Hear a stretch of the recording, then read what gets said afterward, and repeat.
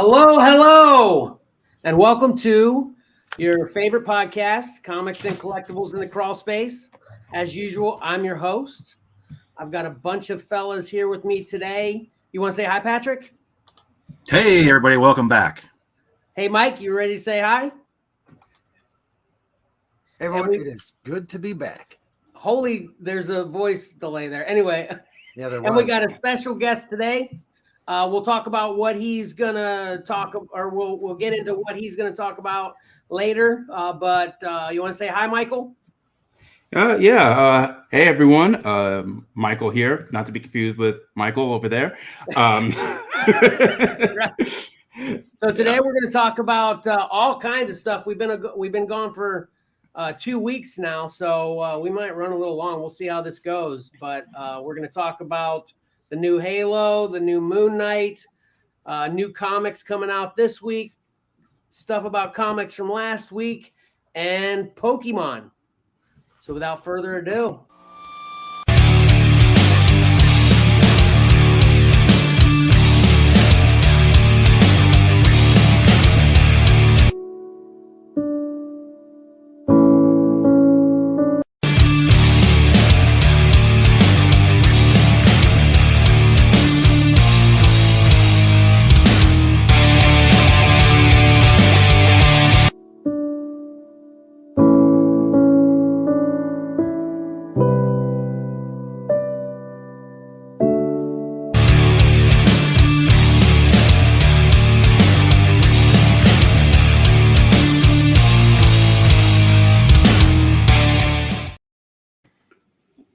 Nice. All right, that's pretty nice. What?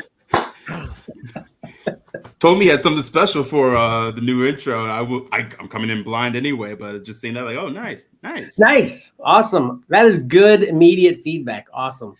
What'd you think, Mike? I love it. I love Johnny taking his good old time. Yeah, Patrick, you like it? Yeah, and the music, Johnny's music. Yeah, nice. Yeah, I'm at a delay. So I'm gonna leave for a second. It seems like my camera's delayed. Okay, cool. Okay. Yep. Oh yeah, super delayed.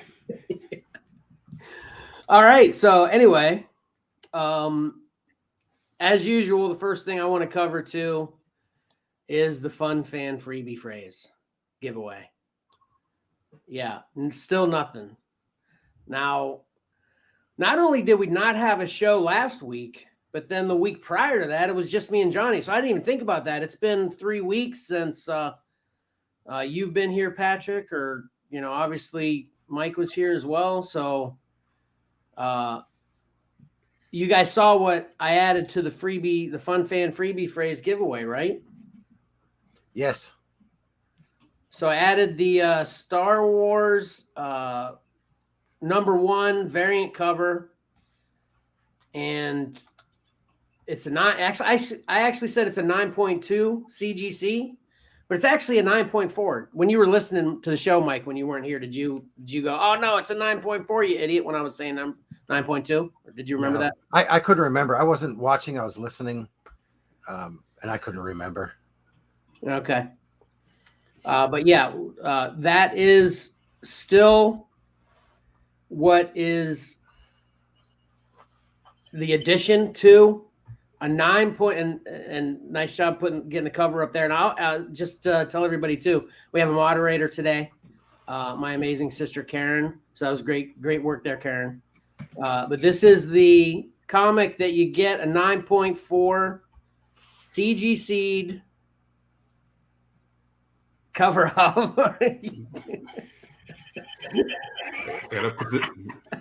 There we go. I'm still in frame.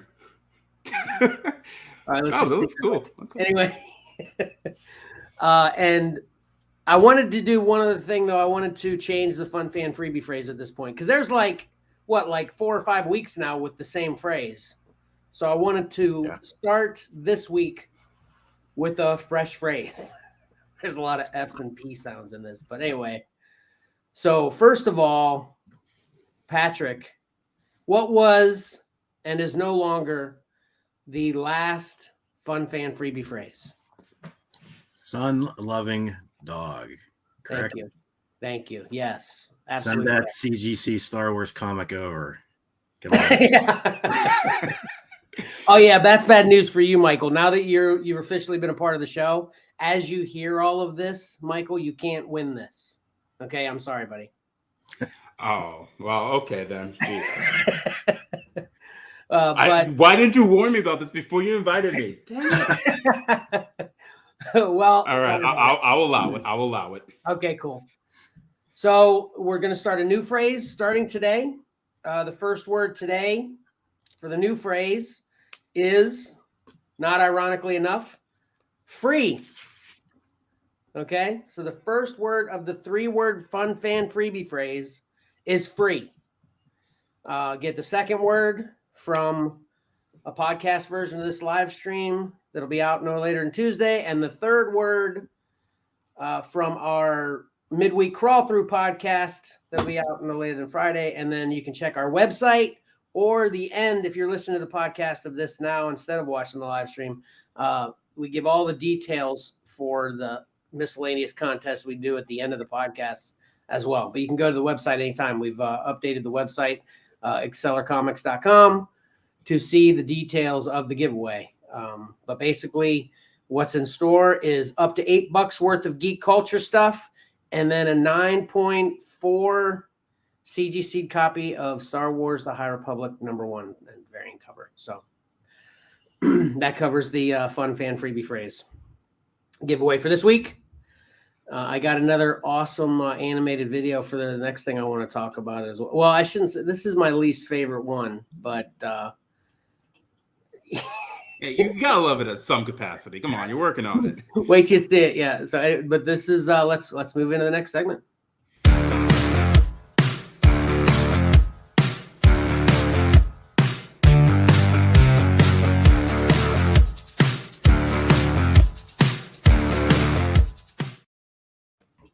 All right, there's mine. I'm glad mine's the lamest one, so no one gets mad at me for making a lame one for them.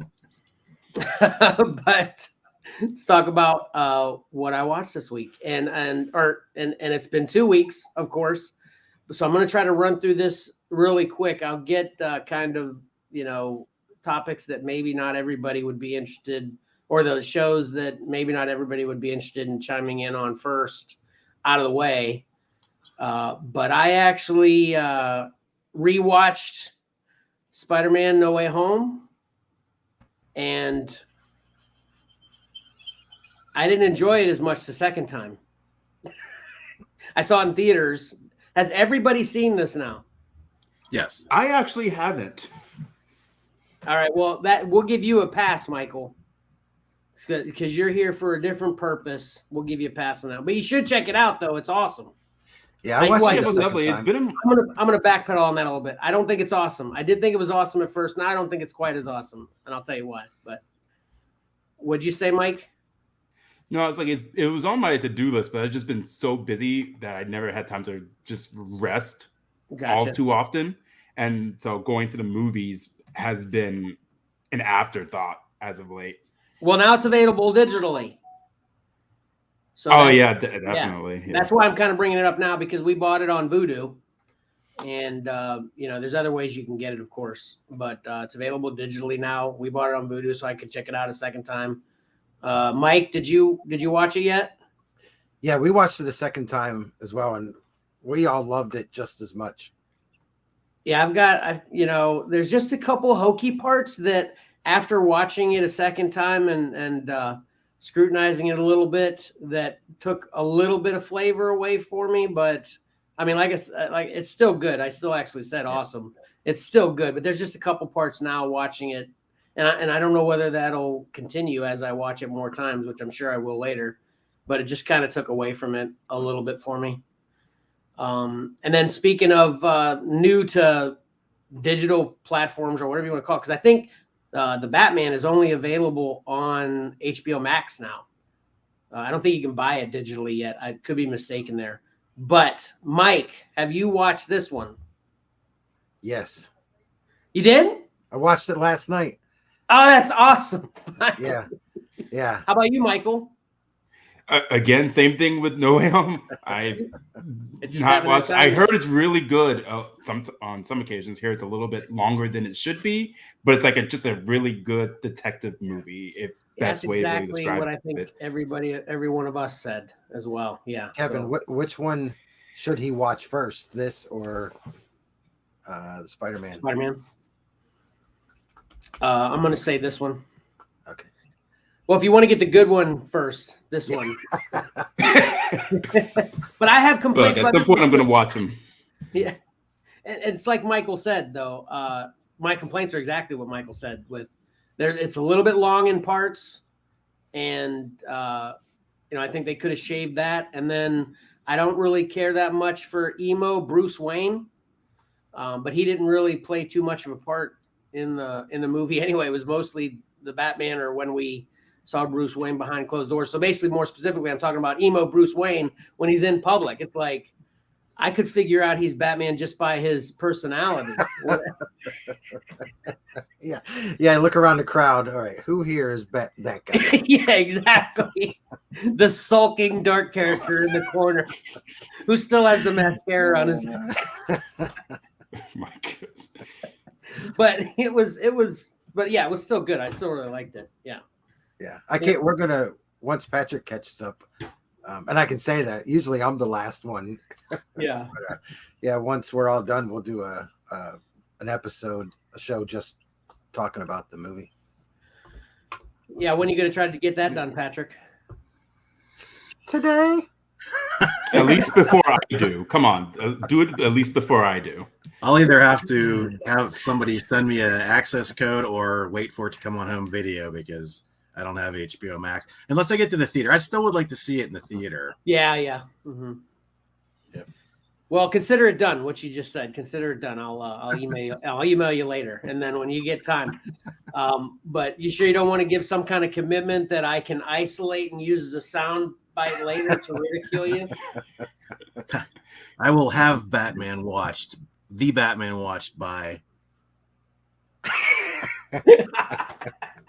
Insert date here. That is not an. Yeah. That's not an edit, but it will be. Yeah. All right, so that's available on HBO Max now. And then I watched this, which Mike mentioned, Reacher on Amazon. I think did you watch the whole season of that, Mike? Yes. Yeah, I loved it. Patrick, do you see this at all? No. Michael? This I have seen, or just small snippets. It was mostly just playing in the background in the kitchen at one point. So I only saw like maybe one episode, but it's pretty good from what I could tell. Yeah, I've only seen the first 2 episodes, but yeah, it was excellent. And he's basically a superhero. That's why I was like, you know what? I'm just going to add this to the what I'll watch because he's in essence a superhero in it anyway. Yeah. So I think they're filming season 2 and 3 consecutive back to back. Oh yeah. Okay. Yeah. Which is great. Yeah. Oh, and then this is kind of news. I watched, I think the season 2, maybe episode 3 of. I think the last couple episodes of season 1 and up to season 3. That's what I've caught in the last since I talked to you guys last of Resident Alien on Sci-Fi, which is on. I'm watching it on Peacock. And Mike, you said you caught all of it though. Did you watch it all? We have 1 episode to go, and we both love it. It's so good. There's a few times we actually had to pause it because we were crying. We're laughing. We're laughing so hard we were crying. It was just, yeah. Well, I wouldn't go as far as that. I don't think that's happened to me, but I'm definitely enjoying it. But I do have a beef with you, Patrick. You know what my beef is? I'm in second season, 3 episodes in, and he's still a bad guy. When is that gonna change? You didn't exactly say it was gonna change. You just said, just wait. Yeah, just stay tuned. That's all I had to say. Yeah, I hate that. Yeah, don't do that. Just wait. Wait till it gets good. Wait for it. Have you seen this at all, Michael? No, I only saw the trailers for it. It has piqued my interest. Yeah, it has definitely piqued my interest good. to actually go and watch this and binge it. This new segment of what I watched is kind of a change. We used to all talk about what we watched, but no one could really keep up with a lot of content except me. So we just changed it to what Kevin watched. But Patrick actually recommended this first. And I jumped onto that, and I like it a lot. And Mike apparently and his wife will love it to death. So, Yeah, I'm watching more now than I ever have since the segment is yours. Yeah, ironically enough. Good job. Mm-hmm. I won't even ask Michael if he's seen the Book of Boba Fett yet. Actually, I will. I just did, actually. Michael, have you seen the Book of Boba Fett? Not all of it. Just recently started, actually 2 days ago, but I didn't watch. I saw episode 1. Okay. I'm just leaving it right there. I think seeing episode 1 right now, and since I'm going in, I'm just gonna continue from there, and okay. I'll have a book report for you later. Okay. Well, don't hold me to it though. It's gonna be like maybe one whole paragraph. Okay, we covered it when it was pretty fresh, but Mike was way behind on that, so he probably feels better about himself now that you haven't seen past episode 1. Yeah, so far everything you've asked him, now I know how you guys feel.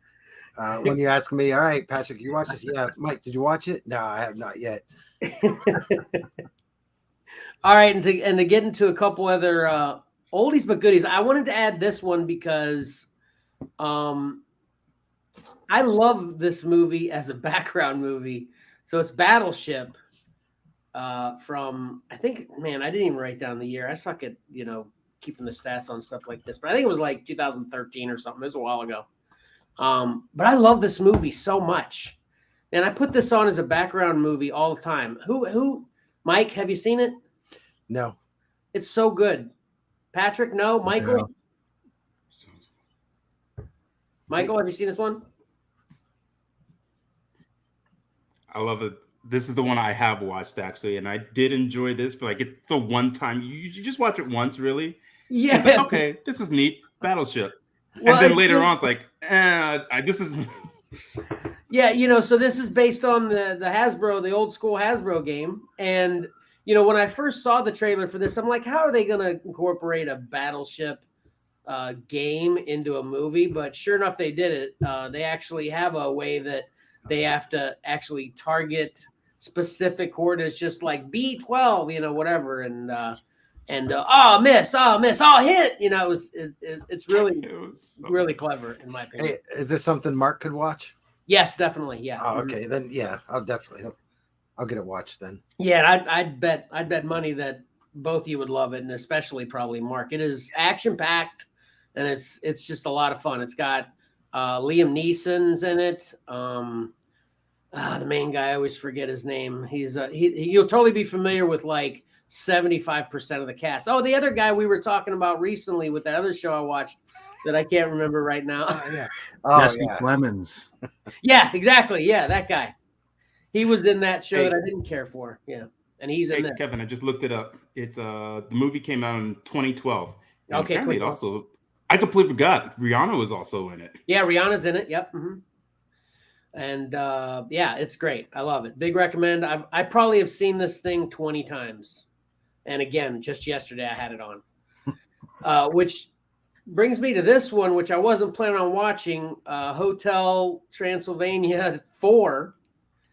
I actually, after Battleship was over, I still was doing some other kind of work. So then I'm like, you know what? I'll just throw something else on. And animations, I'll usually put those on as backgrounds as well. But then I got sucked into this. I was actually enjoying this. Hotel Transylvania 4, Transformania. Has anyone, Mike, have you seen this? No, we stopped with 3. I didn't even know this was out, but yeah. No, we haven't seen this one either. Well, I know I was never a big fan of this series for some reason. Oh yeah, I know Valor likes it a lot, but this one, we haven't seen this one. How about you, Michael? I believe I stopped at 2. Okay. I knew the other ones have been coming out. I just haven't paid too much attention, or definitely they're good. I enjoy them. They're mostly like a turn your brain off, watch the movie. Right. They're not bad, but it's just like Well, I probably like this one the best out of all of them. Actually, it's so funny. I mean, obviously they're all funny in their own ways, but This one, basically, everyone that's a monster gets transformed into a regular person, and everyone that's a regular person gets transferred into a monster. It all happens by accident, and everyone's trying to get back to the way they should be. And, mayhem ensues. I loved it. So another big recommendation for Hotel Transylvania 4, Transformania. That's available on Amazon. And then also, too, they actually, I think they're coming out with Amazon or Prime Original, whatever you call it, series, cartoon series based on this movie as well. So no, just let it stop. No, it was good, man. Check it out. You might want to watch the series afterwards. All right, now to get into the big news that everybody cares about. Moon Knight, episode 3 and 4 since the last time we talked. Mike, are you watching any of this yet? I started the first episode. That's it. Patrick? I forgot all about it. Okay. Yeah, I'm current. Episode 3 kind of left me a little cold, but we watched 4 last night, and I thought it was really, really good. Oh, yeah. Okay. And we talked about how we're going to ixnay the whole spoiler rule, right? Because, people want to hear about stuff, right? Yep. Yeah. Michael, have you seen this? I didn't even know this was already out. I've seen the trailers. I didn't know it was already premiering. You can go around and do spoilers. Go right ahead. I'm all for it. Doesn't change my enjoyment for watching a series. So I think what you said, Patrick, was kind of interesting because I liked 3 a lot, and then 4 kind of left me wanting. I don't know how I felt about it by the end. It's very strange. So spoilers incoming. If you want to check out for a minute or two and then come back and listen afterwards. So what the heck was going on at the end of episode 4, Patrick? Are we assuming he's kind of, he isn't even living what we've been watching? It's kind of the opposite with WandaVision.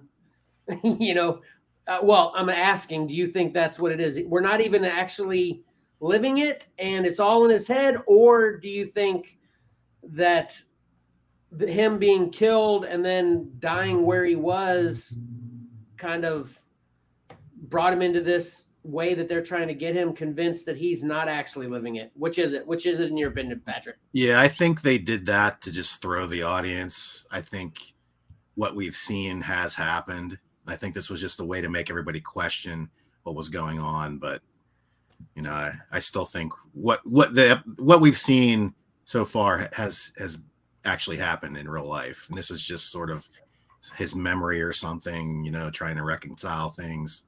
So then you think they're going to explain to us later how he was killed, but then he's still not dead? Yeah. Okay.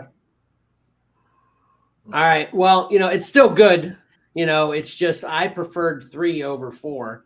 Yeah, there was no Moon Knight in episode 4. Oh yeah, because because Khonshu was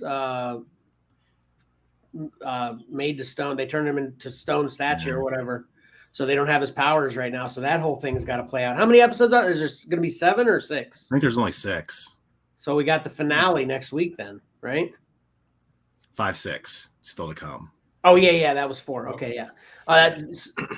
So in defense of what I just said, this is also what I'm watching, and it is on episode 5. So I keep getting these confused. But Halo on Paramount Plus. Is anybody watching this one kind of cuts us all out completely. Sorry about it. But Halo on Paramount Plus. I'm just going to take this away so you can see our beautiful faces again. Yeah. Has anybody seen that one but me? Nope. No. I didn't even know that was out. I'm the one who knows nothing. Okay.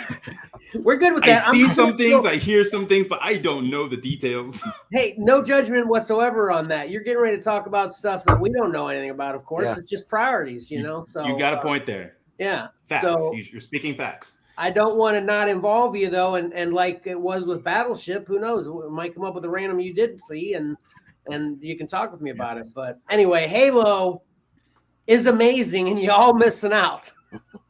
Does it follow well with the game series or the books? So the story is a bit different from any experience I've had from. I don't know anything about any of the books, first of all. But neither do I, but I know other people who do. Yeah. So I can't answer that though.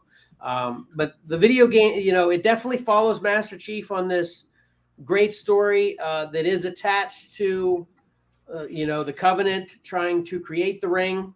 So it's all familiar stuff, but the way they're doing it is a little bit different than anything I've ever experienced before. But the special effects and the design and everything about it are just blow my mind awesome. I love it so much and couldn't recommend it more. Not only for if you're a Halo fan, I think you won't be disappointed, but even if you aren't a Halo fan, it's just a great sci-fi ride. And I like it a lot. I've heard it's really, really good. I can't remember. And then that's pretty much all I watched for shows and movies this week. But then I think we have this on the in our list for a lot of us. We all want to talk about it. But Thor: Love and Thunder. No, stop. You had it in there too, right, Patrick? Yeah, I had both the Jane Foster and the Odin Son posters there. Hey, Karen, I'm just going to put this up. I know I'm probably screwing you up because I'm doing things that you thought you were going to do or something like that. So I apologize, Karen. Don't be mad at me. But you just keep doing what you're doing. And if the other guys don't want to press or mess around as much as me, then, we'll try to work this out. Maybe we need to talk about more about who's going to do what. But anyway, I've been putting the graphics up, and Karen probably thought she was going to be putting them all up, but I didn't know what to do with myself. I'm just so really excitable about all this. So, Patrick, like you said, you had them both in there. Mike, have you seen this trailer at least? I haven't. I want to watch it on TV instead of on my phone. And, when I think about watching it on TV, then I got to gather the family around because we're all big fans, and it just hasn't happened yet. Well, you can watch it a bunch of times. Watch it by yourself and then watch it. That's true, but the first time I watch it, I want to. I've watched it on my computer. I've watched it on my phone. I've watched it on my TV. Yeah, exactly. This may be the most viewed trailer really? from Marvel so far. For some reason, I don't know. I really like it. Yeah, it's definitely good. Michael, have you seen the trailer? No, I haven't. And I do like Thor. I've liked all the Thor movies. I didn't even see this trailer yet. Even the bad Thor movie I liked. Yeah, I did too, actually. I liked the bad one as well. So, and I'm assuming we're talking about the first one, right? Huh? No, I'm just kidding. Man, now you're making me think about it. No, it was the second one. Yeah. I know. I was just kidding. So anyway, Patrick, do you have any kind of input as to why you think this trailer is so viewed like crazy and it's so interesting? I don't know. I mean, it definitely seems to be Taika Waititi taking, stringing out, what he did in Ragnarok. It has a similar look to it, similar vibe to it, use of music. I'm not the biggest Guns N' Roses fan on the planet. Yeah. But he couldn't have picked a better, soundtrack to go behind the teaser here. So everything just and I try not to read. I hate breakdown videos, where they nitpick through every single little thing of the every frame of the teaser and the trailer. But I've seen some people saying people or characters have been digitally removed, to keep things secret. I'm sure that's true, but I'm not worried about that right now. I enjoyed it for what it was. Yeah. So, I don't know whether these would be defined as a spoiler or not, but spoiler. So Russell Crowe is Mike checked out. I'm kidding. I'm here. Yeah. Russell Crowe was Zeus. I didn't know Russell Crowe's Zeus. Did you, Patrick? No, I did not know that. I wondered if that was where they were going, if they're introducing the Greek gods into this movie. Yeah, certainly with the dude with the lightning bolt. Yeah, that's your first guess. He's either that or what's his name from Thundra's world. Mine's blanking right now. Well, everybody, Archon. What was that? Say it again. Archon, yeah. Everybody's saying that's who it is, so I'm just kind of trusting them, But who knows? And then, of course, the final part of the trailer is Jane Foster revealed as Thor, so that was pretty awesome. And I think, in my opinion, what makes this trailer so interesting to watch over and over and over again is there's so many things to kind of see that are happening around the focal point of the trailer in the background, so that's just my take on it, but it's definitely a great trailer. And the tag, or before they go to the credits and then they show the Jane Foster reveal, the Guardians of the Galaxy little scene there, that I laugh at it every time. It's perfect. Which that's what I have, another thing up for that. So this comes out, Thor: Love and Thunder comes out. What's that? It says it right there on the graphic. July 8th. July 8th. Yeah. Yeah. And then it just seems so crazy to me that we're seeing this trailer so late before it actually comes out. And then I saw this. Did you guys see the teaser for Guardians of the Galaxy Volume 3? No, not at all. If you did, it's probably not real. I that was my first instinct as well. But all kinds of the trailer are stuff that I haven't seen before. And then it says at the end, coming out May 5th next year, so I don't know. It was an awesome trailer. It had a lot of scenes that I've never seen before, but I've been duped by fan-made trailers before. And then I've looked up to see if any big people are talking about it elsewhere too, and a couple other ones are, but it doesn't seem to have anywhere obviously close to as much as the buzz of Thor. So that's what made me think it might be fake then. But I'm telling you, if it's fake, it's the most legit fake I've ever seen. So look it up. All right. I mean, like right now, go ahead. Look, no, I'm just kidding. But it's a really cool trailer, and it talks about Adam Warlock a lot in it. And have you seen? There's definitely shots of Adam Warlock out now. Have you seen those? Yeah. I don't even know that kid's name. He's from Maze Runner, and do you know his name, Michael?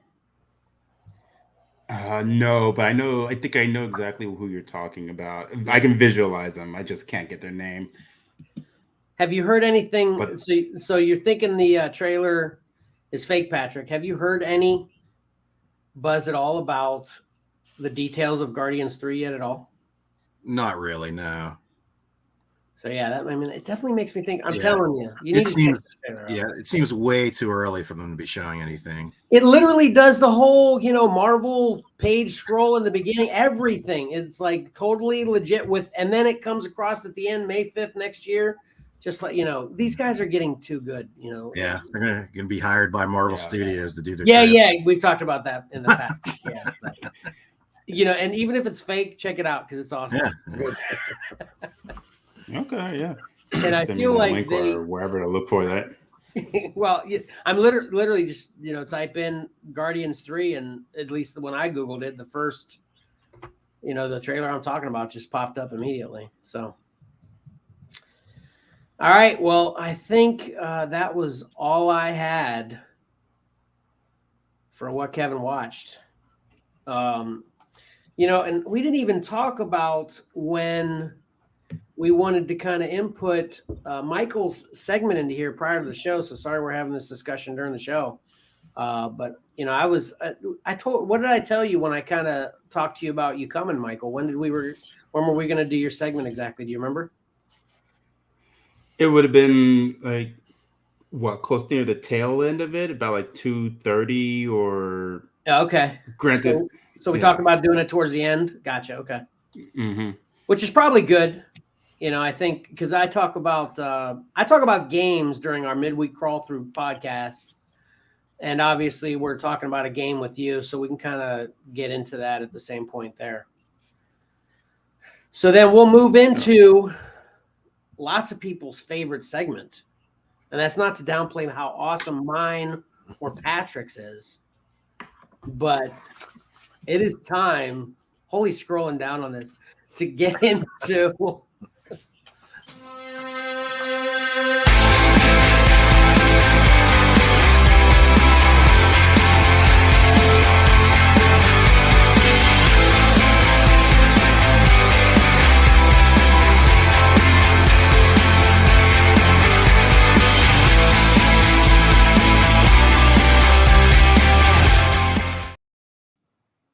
There you go. Wow, that was loud. Was it? Yeah. Yeah, just a bit. I had to turn down a bit, but it all worked out. Yeah. I don't know how to. I still have my ears. Yeah. So there you go. Another awesome intro, right, fellas? Yep. I love it. And you know, when I showed you guys that originally, did I have the whole books, the top 3 coming out and kind of, I have that before too? Okay, gotcha. Okay. Yep. All right, Mike. So take it away. All right. Well, I'm going to put Karen to work here. And if she can throw up the main pick 3 graphic to go over the 10 that we were choosing from this week. Karen. Karen. There she is. So we start off with Alien by Mark Aspinall. Deathstroke Inc. number 8, John Boy Meyer. And his stuff, he's starting to do regular covers. Before he was a variant guy. A lot of times they were ratio variants too, so I'm glad to see him on main covers. Number 3 is Gunslinger Spawn number 7, Danielle Henriquez. And then we have Rogues number 2, Sam Wolf Connolly. Silver Surfer Rebirth number 4, Ron Lim. I love seeing Ron Lim on Silver Surfer. It's just, if he's going to draw something, make it, Silver Surfer or Thanos or something like that. Agreed. Then we have Robin 13B, Crystal Kung. And next we have Dark Knights of Steel, number 6B, Joshua Middleton. Justice League, number 75, which this is the last issue in the run before, spoiler alert, the Justice League is all killed. This is Alex Maleev. And then Swamp Thing, number 12, Liam Sharp. And finally, Amazing Spider-Man, number 1, the Patrick Gleason variant. All right. So that's awesome. Hey, so do we want to interject with what we're going to add next week right now, Patrick? Yeah, go ahead. Yep. We'll do your little graphic thing. Are you going to do it, Patrick? You want me to do it? Go ahead. Okay. I'm just throwing this one up. I'm not sure if this is the one or the correct one or not. There you go. Oh, is that it right there? Yeah, a new contest starting next week. Okay. Called the Profits. Actually, I think there should be an S at the end of that second profit. So the Profits. And we could probably take this graphic now and down. The way this contest is going to work, we are trying to give everybody some cool free stuff. All right. And everybody else in the room is just like, well, as long as you're fitting the bill, Kevin, you do you, whatever, They're your ideas. You pay for them. I'm not even winning anything. Yeah. I'm the idea guy. Maybe that's what we need to have a. Oh, now, geez, I just had another idea. We'll have a way guest hosts can win stuff. No, don't worry about it. Maybe we'll just pay them to come. Maybe that's what.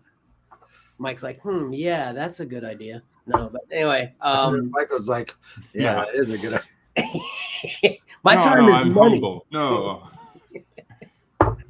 So anyway, the way the profits is gonna work is we are going to show as early as if the Sunday short show happens, which we can tell everybody about that real quick. What's the status on a Sunday short show, Mike?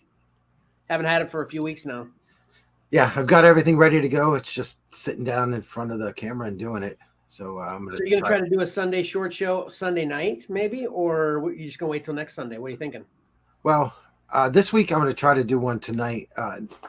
Starting next week, if we're going to do the profits, then I'll have this graphic from Patrick in time. Okay. That I can cover it during that show. Okay.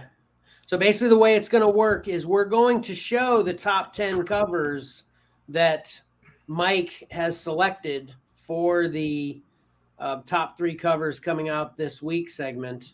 And we'll reveal that during the Sunday short show. And then we will also reveal it at the beginning of the regular live stream as well, to give you time to see what all the covers are and then come up with your decisions you want to make. And basically what it is, this is a way to try to stimulate more activity during the live stream in the comments. And basically the way it'll work is, obviously this has to be done prior to Mike revealing what the top 3 covers of the week are. But you're trying to predict what the top 3 covers of those 10 covers are. Do you have to do it in order too? What are we talking about with that, Patrick? Do you have to do it in order, or can it just be the top 3? I think in order. Yeah, I don't know. That's tough. Yeah, I'd say top. It's just the top 3. It doesn't have to be 1, 2, or 3. Okay, fair enough. Fair enough. It's my money. You guys. Yeah, that would be a little rough. Honestly, I could add that if they get the top 3 in order, that you buy all 3 for them, Kevin. Oh man. Well, I actually did change. That won't be too difficult. I actually did change one thing that we had previously discussed, that you win one of the covers. But then I was thinking, but maybe even though those are the top 3 covers in our group, maybe someone else likes one of the other 10 covers. So basically, I've decided that I'll buy, if you, in the comments, prior to Mike revealing, predict what the top 3 covers are going to be out of those 10 covers for the week, I'll buy you one of the 10 books and ship it to you. And as usual, all these freebie things, I'll cover the shipping too. But if you predict in the comments the top 3 covers of the week, you can pick any of the 10 covers for me to buy and ship to you. Right. I mean, you want to try, Michael, you want to try to pick the top 3? Oh yeah, Michael, let's do that since you didn't participate. Okay. Let's see. Okay. I'm going to put my money down on Deathstroke. Let's see. Silver Surfer. And then the Justice League. All right. Michael has got Deathstroke, Silver Surfer, and Justice League. Let's see how easy this is, Mike. All right, Karen, you going to help me out here? We'll start with the 3rd place cover. And it is Rogues. Oh, so Michael's already out of the running. Hey. Number 3. Now, we'll give a shout out to Robin 13B because it was tied with Rogues. They each received 5 votes. And my non-scientific tiebreaker selected Rogues. Gotcha.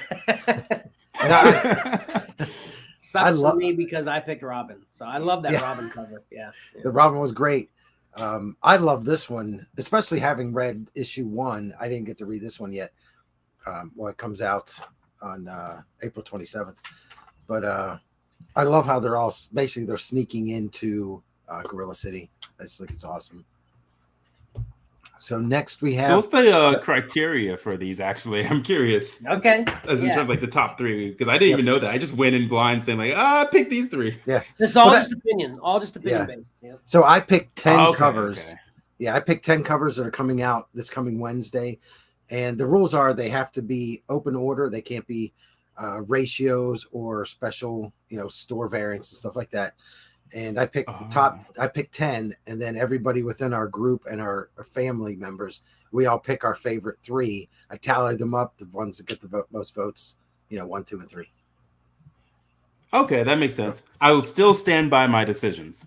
Well, Michael, if you want to, definitely, I would love to invite you to our group, and then you can participate in this every week. It's a lot of fun, So yeah, podcast and live stream aside, you could just be a part of our group. We talk about a bunch of fun stuff. and every week we vote on these. So I'd be more than happy to invite you to our group and you can participate then. So. Yep. Okay, so the second place cover this week, Justice League 75. So Michael was correct on this one. Very nice. Or not that anybody was wrong, or he could be wrong. Yeah, right. Yeah. This one. And this is Alex Maleev. And once again, it seems like you put Batman somewhere and he's gonna show up, or he's gonna be he's always in the top 3.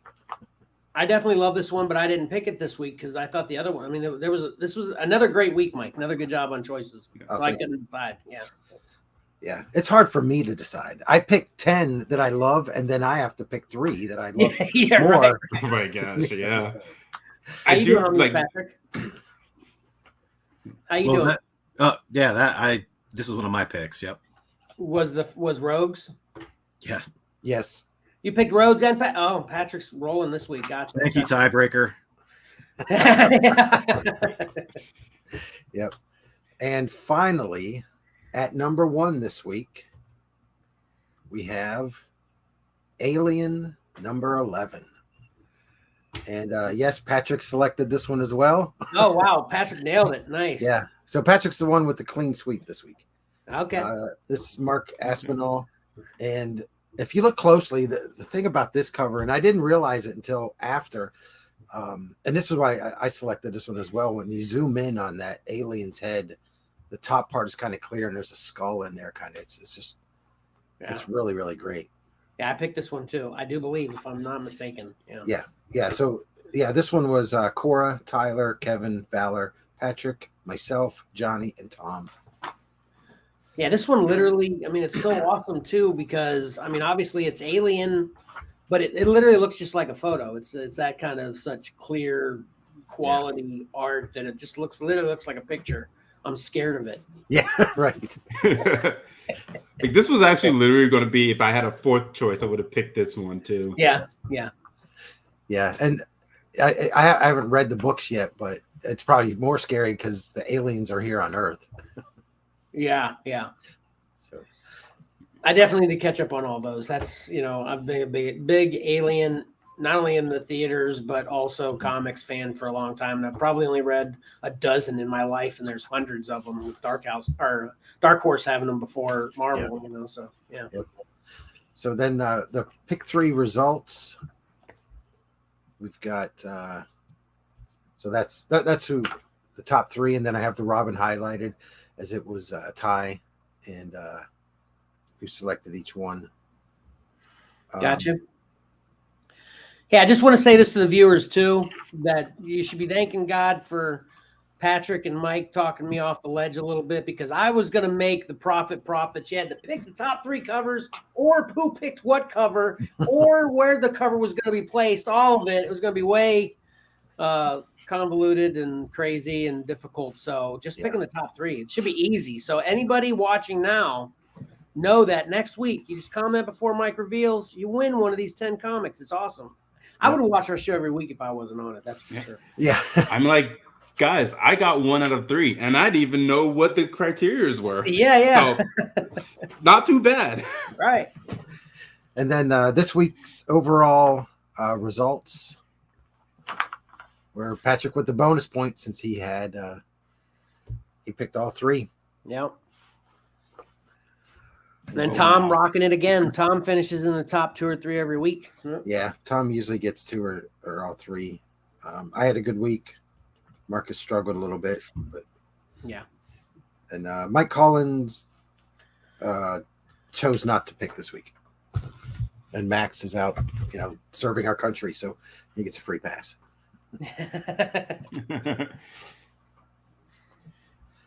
So that is the pick 3 this week. All right, awesome. Well, also before you start that, sorry. What did I show you? I think next week. Yeah, next week is the 10th week of us picking. So after next week, you want to mention that? Yeah, okay. Yeah, after next week, we're gonna have 10 number 1 comics. So I'll be gathering those together, and we can vote on those. We'll talk off air later on what we're going to do, because I don't want to miss a week of the current releases, but I do want to recognize the 10 that were number one. So we'll have to come up with something there. And then we have themed ones later coming down the road. So we have a lot more with the pick threes coming up. Okay. As usual, awesome. You guys ready for the next segment? Always. Is there an intro? No, unfortunately, no. I don't have an intro on this one. I feel bad, actually. I don't even have I have an image. There's an image on the website for it. Well, actually, I have the old intro. I just don't have a new intro, you know. But I'm trying to incorporate the old, kind of like I did with my intro, with the old one with a new one, and it's a little bit tougher task for me, and I chose to do it last because of that. So I'm working on it, so it'll come. But let's go ahead and get into. You got a deal. Are you for real? All right, so please explain. Like, what the heck? All right, we're gonna get into the you got a deal, are you for real segment. And this is slowly but surely becoming my favorite segment, even over my own. And you know, U2's segments are tied for second for me just because I love mine. But this one might be moving up because I really love this one. So in this one, Michael, and you know, it's cool having you here today, Michael, too. I can like talking to someone directly while the viewers are getting the details as well. We buy a mystery box on eBay, and we're gonna we're gonna reveal the mystery box, which a lot of other YouTubers do all the time. But the idea came to me one day. I was like, you know, it'd be awesome. I wish I could get that box for that deal. That would have been a great deal to get, because I don't know whether you have any experience with mystery lots and purchases, Michael, but you know, they're real hit or miss. And I would argue most of the time it's a miss, and you're disappointed. You're like, oh man, that sucked, you know? So when I see an awesome mystery box reveal on another channel, I'm like, man, I wish and then I was like, boom, you know, light bulb goes off. I'm like, that's what we're going to do on our show. We're going to reveal a box, and then you can buy it for what we pay for it, regardless of what's in it. What's the most valuable Pokemon card, Michael? Oh my gosh. Looking back at it, it would be the Illustrator Contest Pokemon card. It is a limited quantity because it was a Japanese art contest for kids back around the 90s. And how much so is it worth? Probably, I don't know. I just know it's more. It's hundreds of thousands. I know it's more than a Charizard. I don't keep track of the price. Okay, gotcha. I refuse to. That's all I needed to hear so I can make this ridiculous point I always like to make. Imagine we were opening a mystery lot of Pokemon cards, and it has this card in it that you just described in it. We'd still sell it for what we bought the mystery lot for. So no matter what I reveal here, people can buy it from us. And then we're going to reveal 25 books, and we paid $23 for this. So no matter what I show, you can have this lot for $23. Even if I use the Hulk 181 reference all the time because that's like a $10,000 book. So does that all make sense to you, Michael? You tracking? Yeah, that tracks. Makes sense. Okay. And then another awesome thing. This is Mike and Patrick's favorite part. While I'm revealing these, Mike and Patrick are going to quickly look online to see what they've actually sold for. So then when I'm done, I'll let people know what eBay says the value of this mystery lot is. So that's cool, right? Yep. Are you tracking? I wouldn't. Sorry, after you asked me that question about what the most expensive card, I had to go and look it up. I refused, but I had to go look it up. The last recorded sale, there was a whole document about it. As far as I know, would be what, like, there's so many different numbers. You're looking at $5 million plus. Oh my God! For this one piece of cardboard rectangle. That's crazy. Now, was it just So a one of one, or is it one that won a contest and they produced A bunch of them. A bunch of them. How many are there? There was a couple of them. I don't know how many. There's on record about 24, 20, or 30 that are still known in the world that are in good condition, meaning as in not banged up, damaged, thrown in the washing machine, any of that. Wow. And they can range from price to price of being like 900,000 or higher. But regardless, right. Yeah. We can definitely talk more about that when we get to your segment. Here we go with you got a deal, or you for real? Patrick was already ready. Mike is ready now. Let's add this. Yeah, who's going first? Oh crap! I did it again. I do that every time. Sorry about it again. It's okay. I'll go first, Mike. Okay. Oh wait, that's not one. Don't look at that one. Oh, I was hoping that was one. No, that's an example, so I could practice my high tech. Are you for real? All right. So the first book is Pathfinder Special 2000 from 2013. This isn't a number; it's just a special.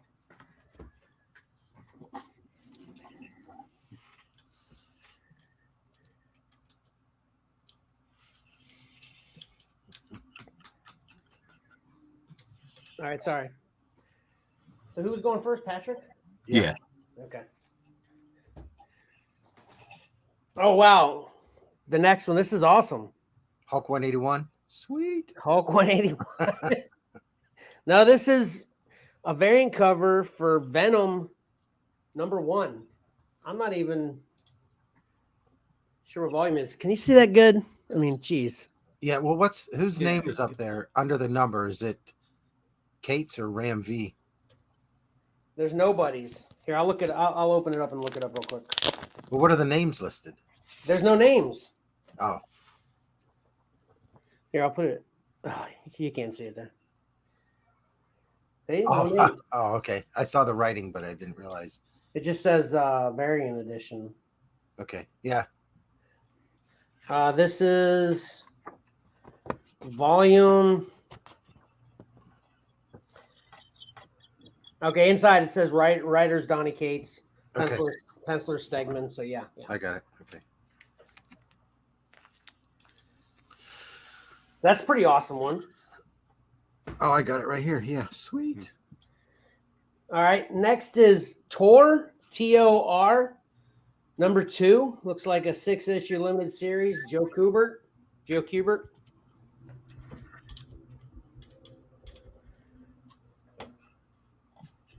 All right.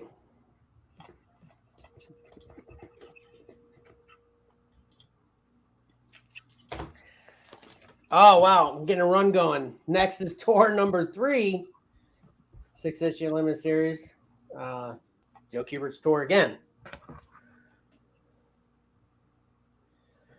Oh, these are modern. Yeah, 2008. Yep. It's pretty cool. Mm-hmm. And then, I never heard of this. Looks pretty cool, though.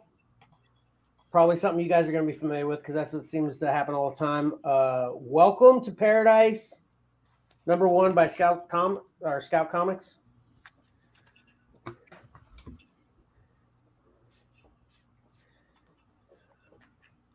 See that one? Yeah. All right, next we got We Stand on Guard, #3, Image. Brian K. Vaughan. That's a pretty good series. Oh, yeah? Yeah. Awesome. Well, I like Brian K. Vaughan. Yeah, I know. Yeah, it's a very violent image right there. He's even got a Canadian flag maple leaf on top of his head burning. Well, it's I can't remember which way it went. I think the United States invaded Canada or something like that. It's really? Yeah. And the artist is Canadian. So it was neat. Brian K. Vaughan's from Cleveland. and his artist on that was from Canada. Okay. All right. This one is We Stand on Guard again. Actually, number 2.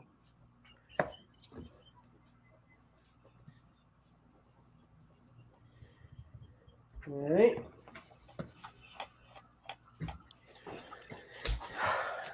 All right, I've heard of this one before. The Ren and Stimpy Show.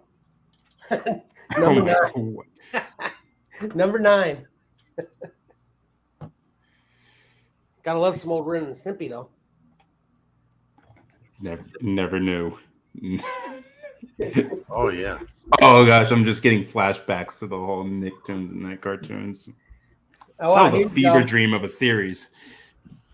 This one by itself will probably pay for this lot on its own because we talked about this today. This is really going to be hot soon. Warlock and the Infinity Watch, number 22.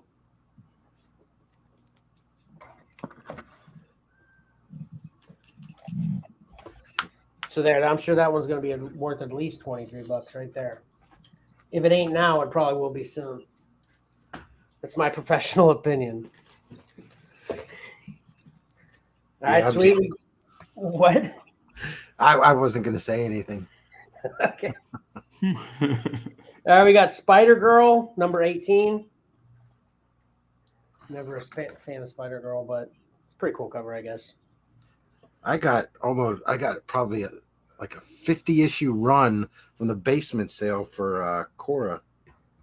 Oh, yeah? Yeah. Did she read any of it? No, and she just gave them all back to me today. Oh, today? Really? That's weird. Well, she gave all of her comic books back to me because all she wants is her manga. Oh, right, yeah. Yeah, I've gone through that with all my kids, too. Everything I ever bought them, they just eventually gave it back. Tyler's regretting that with New Mutants 98, though. Yeah. Anyway, here's, and I'm sure I expressed this already, but just to express it again, we don't know what's in this box. So it's just really crazy that all this is topical. We're talking about Warlock. We're talking about Spider-Girl that Mike was just given a lot from his daughter today. Now we're talking about Silver Surfer with guest starring the Jack of Hearts, which we just talked about as a trivia question recently on She-Hulk, right? Jack of Hearts was there? Yeah, and also on the top 10 covers this week, that Silver Surfer Rebirth has Jack of Hearts in it. There you go. Number 70, Silver Surfer, number 77. This is you, right, Patrick? Yes. Okay. Yeah. So I mean, geez, that guy he's Jack of Hearts is everywhere right now. Yeah. This is going to cover the lot's cost by itself as well. Speaking of that, I'll mention that right now too. If there's any of these you don't want, you can take less to make the shipping cheaper because you will be paying for the shipping on this. It's $23 plus shipping. So if you want to reduce the shipping by getting less books, you just want to pay like that Silver Surfer is probably worth more than $23 by itself. If you just want to get Silver Surfer, $23, whatever, So, I love this book. I love this cover. I have multiple copies of it. I'm not joking. Return of Wolverine number 1. This is my second. That's a beast of a cover. Yeah. This is my second favorite cover of all those covers that came out. I'm a tan Wolverine costume guy. So good book. Yep. And these are all in good shape once again too. I feel like if Exceller was going to put together a mystery lot, especially if I had any input on it, it would all be like all kinds of messed up books. But that's one thing I will say for the mystery lots we've gotten. We've gotten pretty lucky with them being in pretty good shape. All right, here's a Vertigo comic. War Story, Screaming Eagles. Oh, is that Garth Ennis? Yeah. I love those books. Oh, I have that one. That's one of my favorite ones. Awesome. Yeah, I love that cover too. Sounds like this lot might end up being you got a deal. I don't know how much you guys were able to watch of me and Johnny's episode, but that one was definitely Are You For Real? Are You For Real? Yeah. All right, now we've got X-Men Book 1, The End, Dreamers and Demons,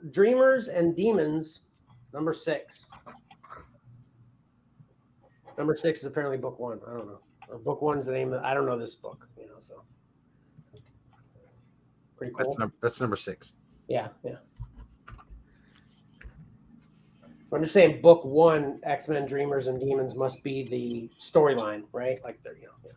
I don't want people to get confused. That's all. Like I do. All right, sweet. Green Arrow, number 4, New 52. It's a cool cover too.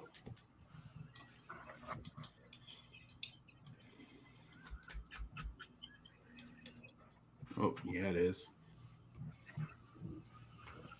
Wow. All right, continuing that trend. Green Arrow, New 52, number 7. Again, another great cover. Actually, I think I like this one better than the first one. Max is watching this. He probably all over wanting this. Oh, yeah, that's a nice looking cover. I like that.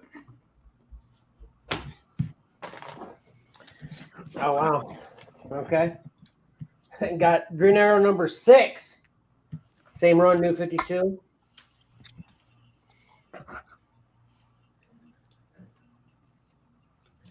Very nice.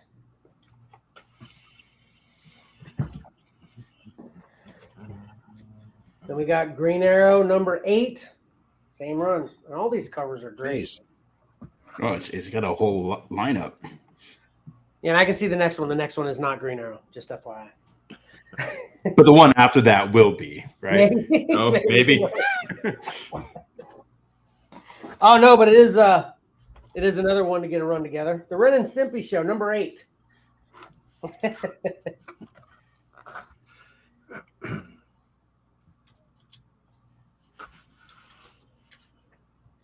Good stuff. Yeah.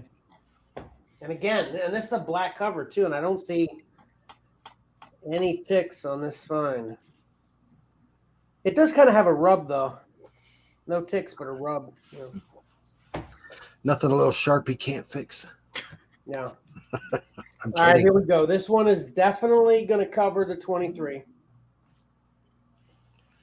Ravage 2099, number 1. I think you just lost everybody.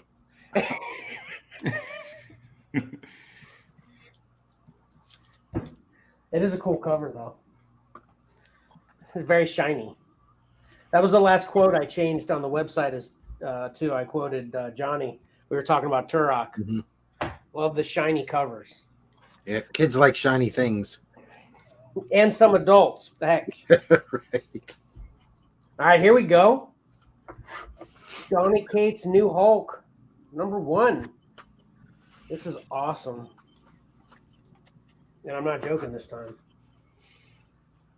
Yep. Oh, look at that scale. Yeah. You with us, Patrick, still? Yep. Was that one you, right? That was Mike, right? Mike. That was you, but I'll do it. Uh-oh. No. I did Ravage.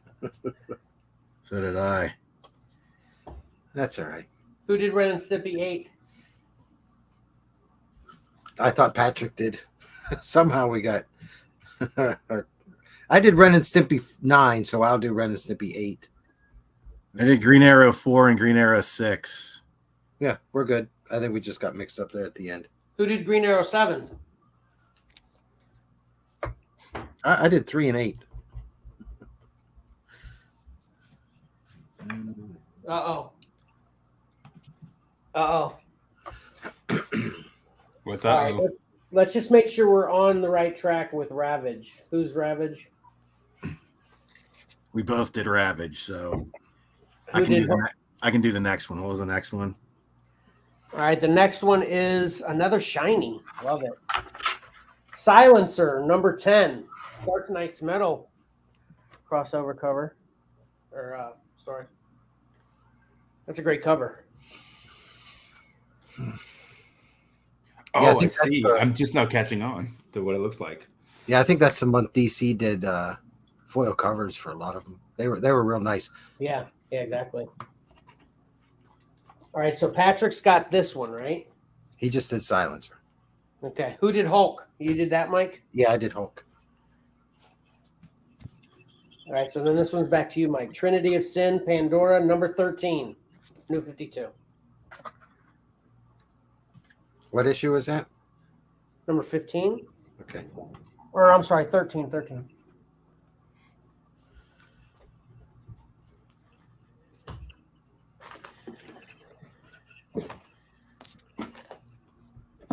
All right, Matt Wagner, The Shadow, Year 1 by Dynamite.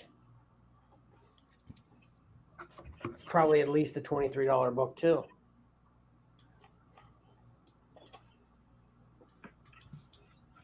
All right. Oh, we got more Silencer here. These are great covers, though. Number 11.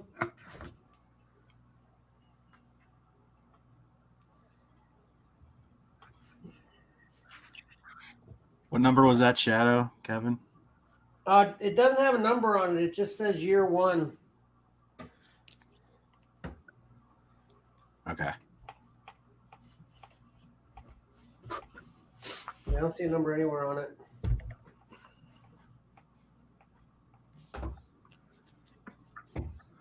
And then another Silencer, number 7.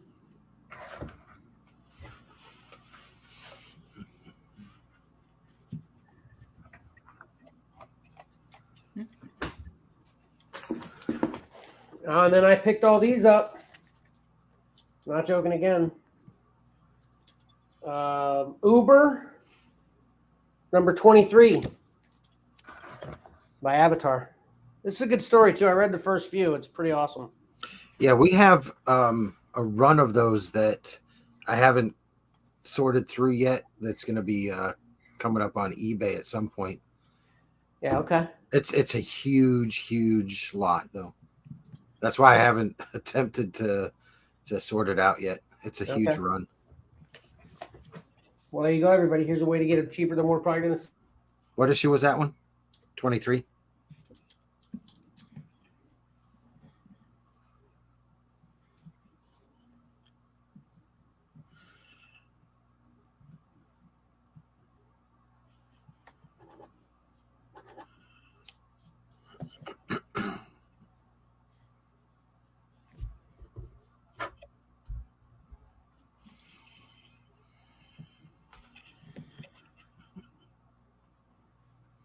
Kevin's muted. Yeah, I think so too.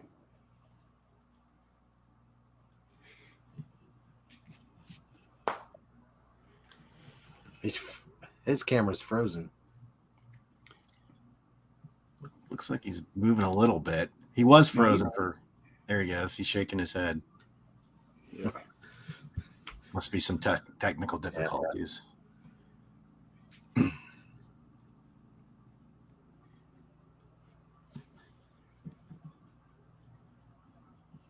I did that Uber 23. Did you do this one, Patrick? Which one?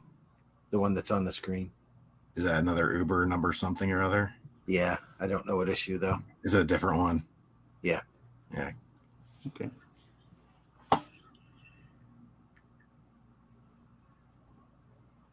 Yeah, those are written by Carrie Ann Gillen, and they're definitely for mature readers.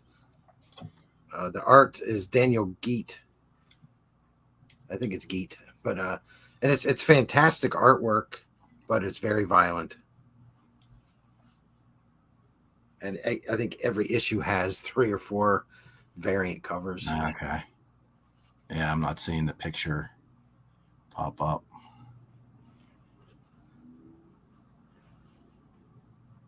Yep. So anyway, Michael, you were talking about the Ren and Stimpy. The cartoon books are books based on cartoon series. Ren and Stimpy, the Itchy and Scratchy stuff from The Simpsons.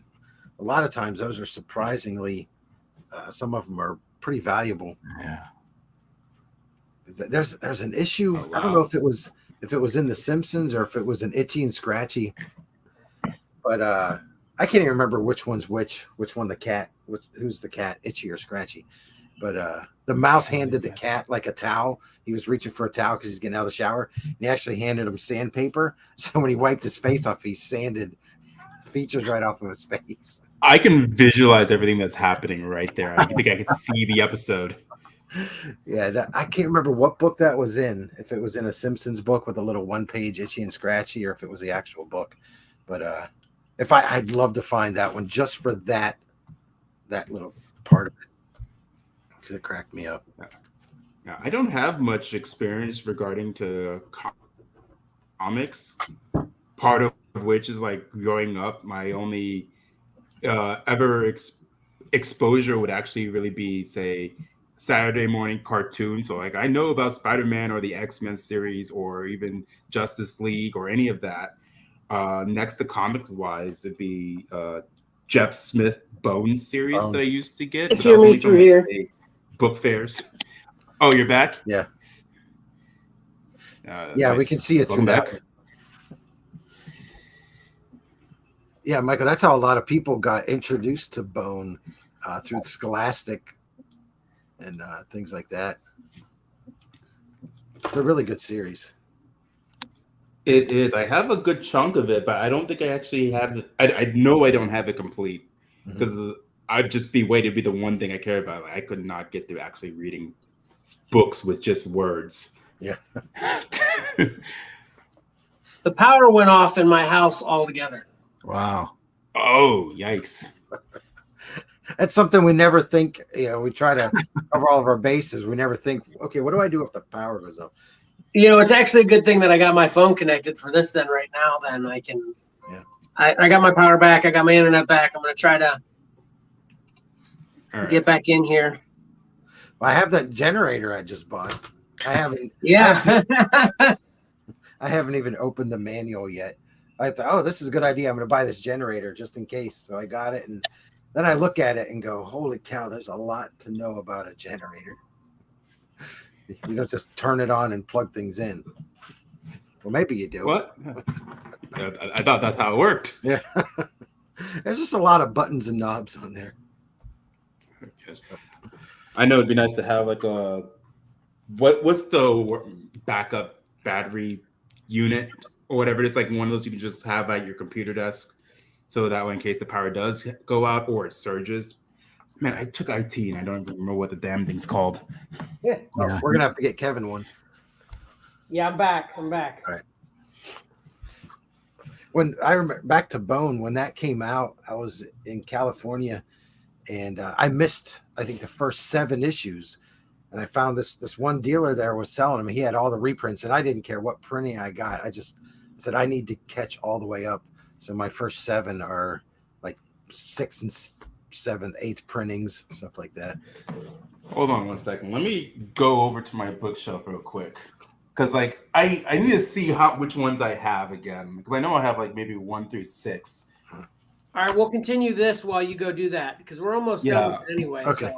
Okay, I'll be quick. I'm just.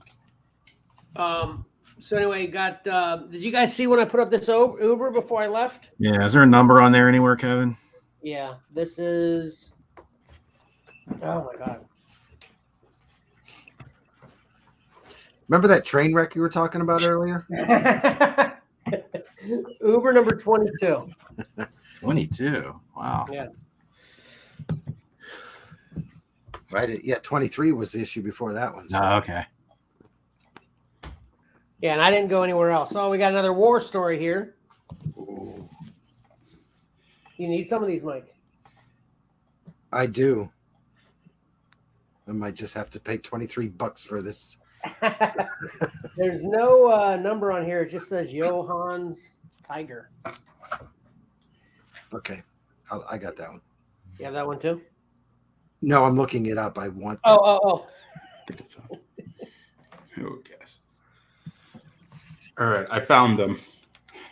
Like, I just hold on to that thought real quick. We got like 2 books left, I think. 2 more books? Okay. I thought you had like actually, no, this is the very huge last stat one. left. This is the very last one. This is another cool one. Daredevil, Fall from Grace, Chapter 2. It's number 321.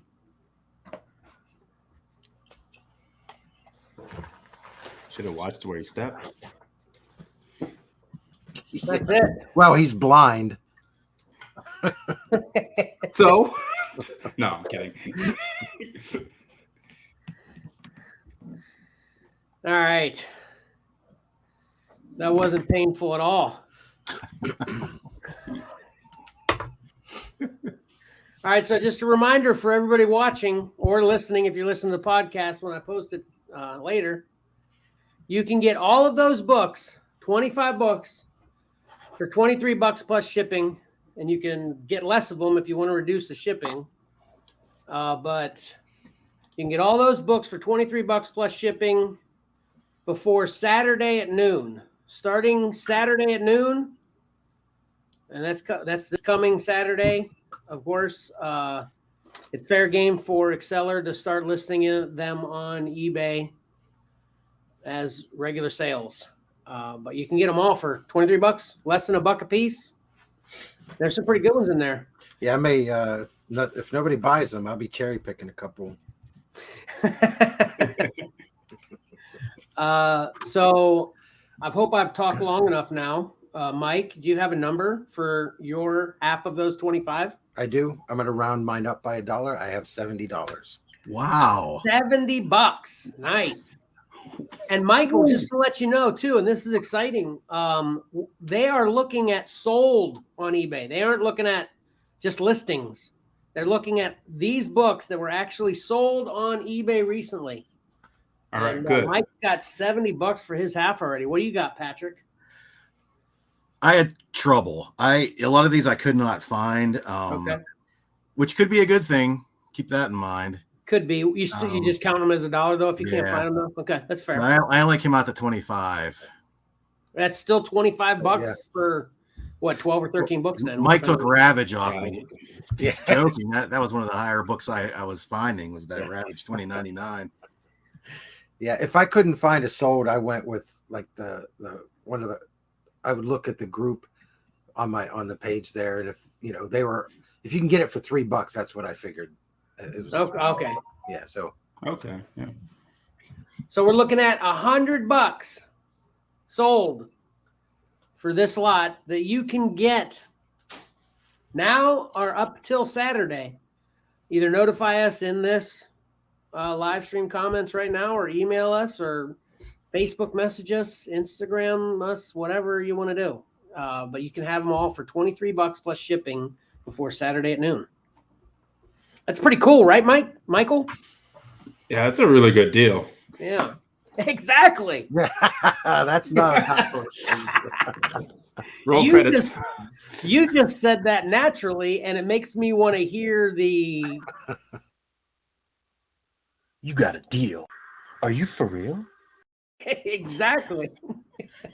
You remember Tyler, Michael? That's my boy there. Oh, I couldn't remember. It's just been it's been a while. Yeah, it's been a while. Yeah. Was Ty there when we played Magic? Oh yeah, didn't we play? You played Magic with Ty, right? Or did you play Magic with Max? Or was it Max? Yeah. No, it was Tyler because Max was gone. Max was already gone. Yeah. It was Tyler. Yeah, you hooked us up with those Magic card packs. Yeah, that was a great day. You're a very generous man. Yeah. I feel like we should give him 25 comic books. No, don't do that. Hey, the first one we did of this, Michael, there was actually a Pokemon comic book in it that I think Patrick and I looked it up later, found that, if it's the right one, I don't know the variables with it. It was like around $30 by itself, right, Patrick? Yeah, it was. You had to watch because there was different printings of it and different versions of it, but it seemed to be one of the more desirable books of that lot. Yeah, for sure. And that we concluded that was worth about $94. That was a $30 lot though, and that's just to let people know too. And I've posted all this on the website. I've updated it recently that we're only buying these mystery lot boxes from high feedback eBay sellers. They got to have 100%. And I'm not going to buy from the same seller twice. Basically, I'm going to keep searching for new ones. And if we ever run out, then we might find a different outlet to get another mystery box. And we'll kind of move up the scale of, they've got some high dollar mystery box out there too, which that's the ones usually that I'm like, oh man, I wish I had that. They, you pay like $100 and you get books that are worth $300 or $400 in them. You familiar with those probably, right, Patrick? Those high dollar ones? Yeah. You can buy from major places or whatever, you know. All right, so that'll do it for the You Got a Deal, Are You For Real segment.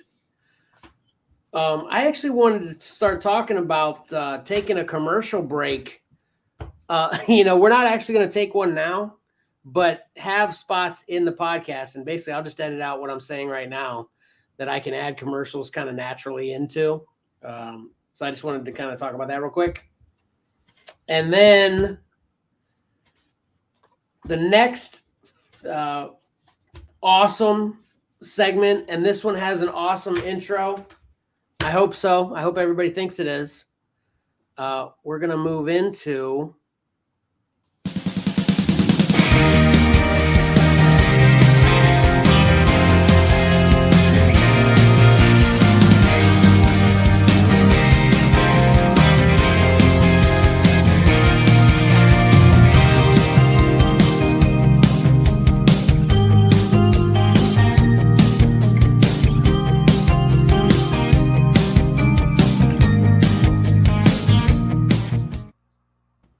nice. I was so busy preparing, I couldn't even watch the video. I have to watch it in replay. What did you think of that one, Michael? Yeah, it was pretty nice too. So you like Sorry, I had a brain fart. I'm sorry. Don't you like the sun coming up in the horizon, in the background, and then he's got his telescope, that's pretty cool, right? I was always told just not to look directly at the sun. That's dangerous. Well, I didn't have him looking directly at the sun. He's kind of. I know. Yeah. All right, Patrick. Collectibles on the horizon. Are you ready? I'm ready.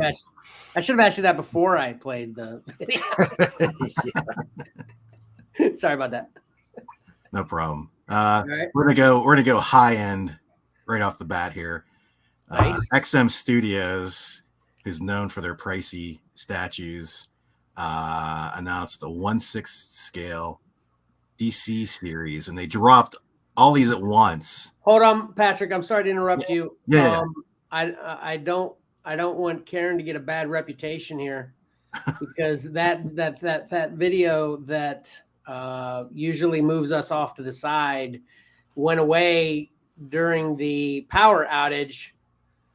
So I hadn't added it yet, so Karen couldn't put it in, but I do believe it's back if she wanted to add it now, so then we can get out of the way of your graphic.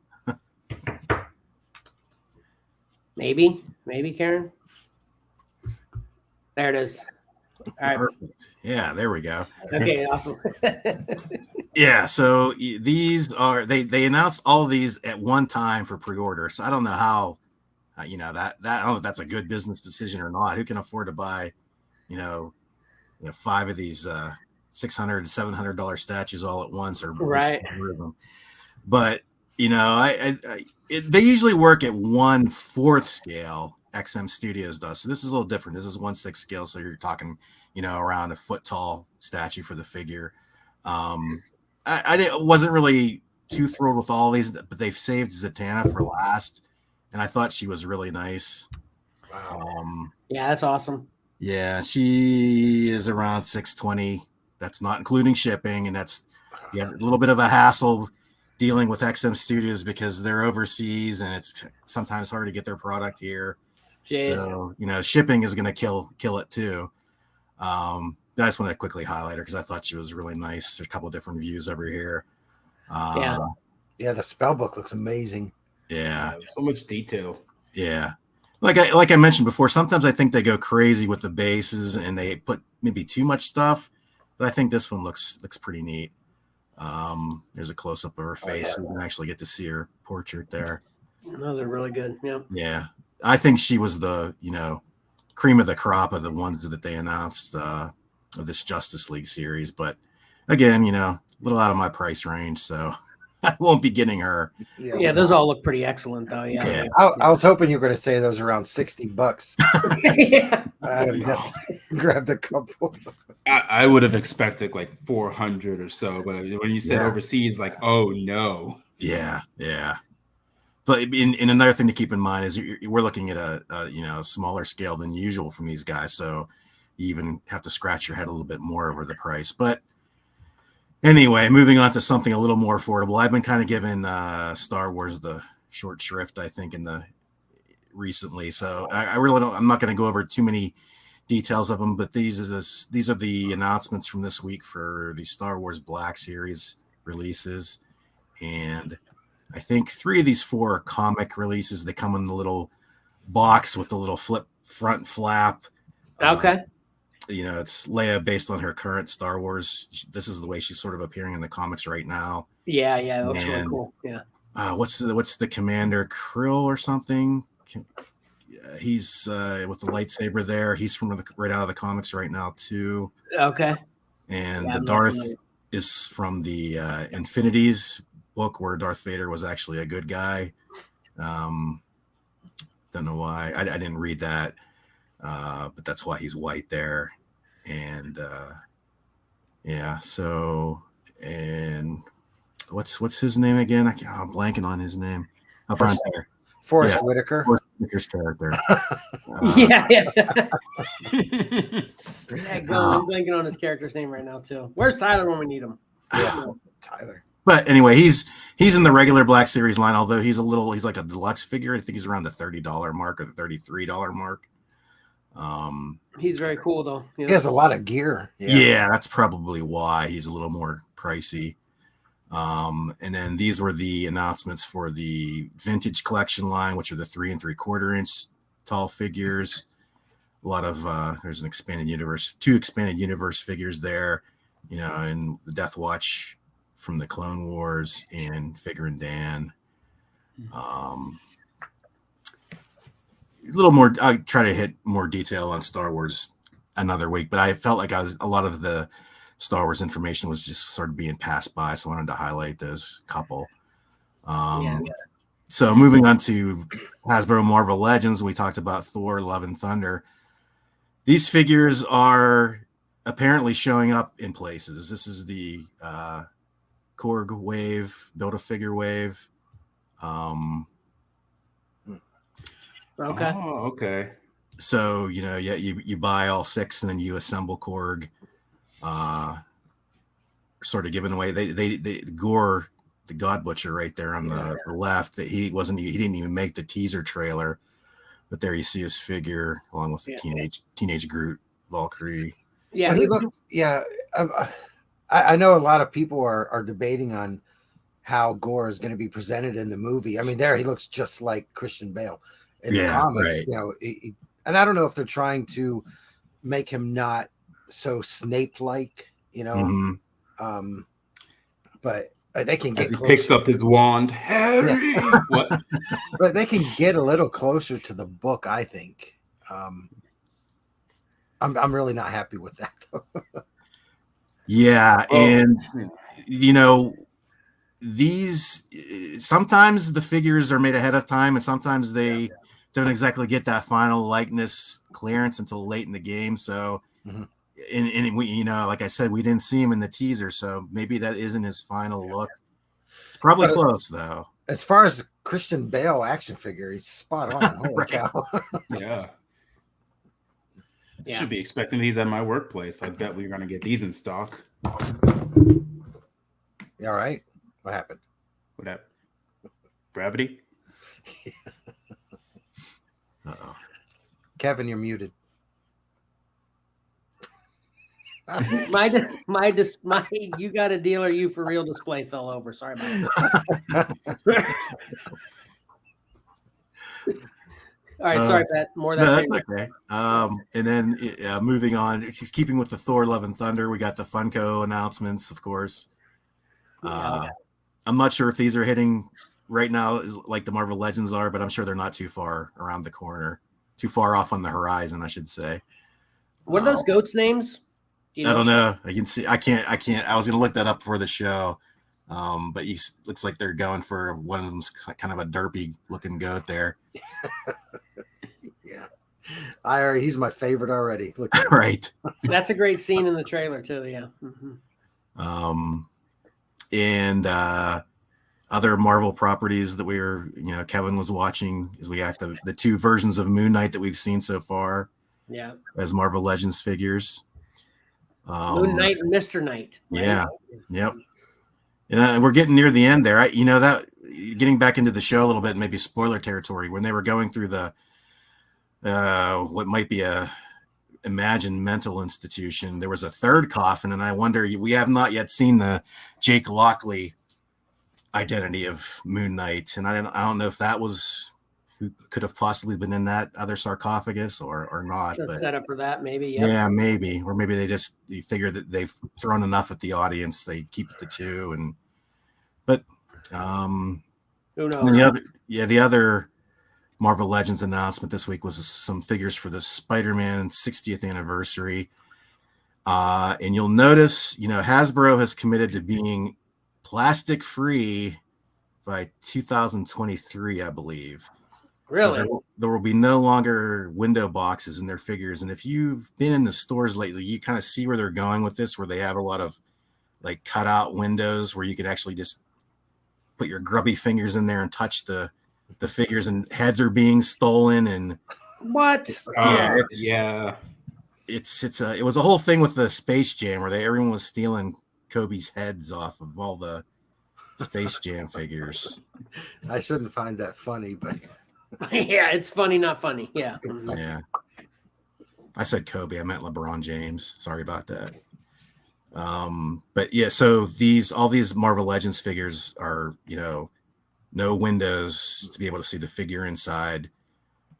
You see a lot of memes out there where people are saying, it could be a box of rocks inside there. You just you won't be able to inspect your figures before purchasing, and hopefully there will be no shenanigans with people stealing parts out and returning them to stores and none being the wiser.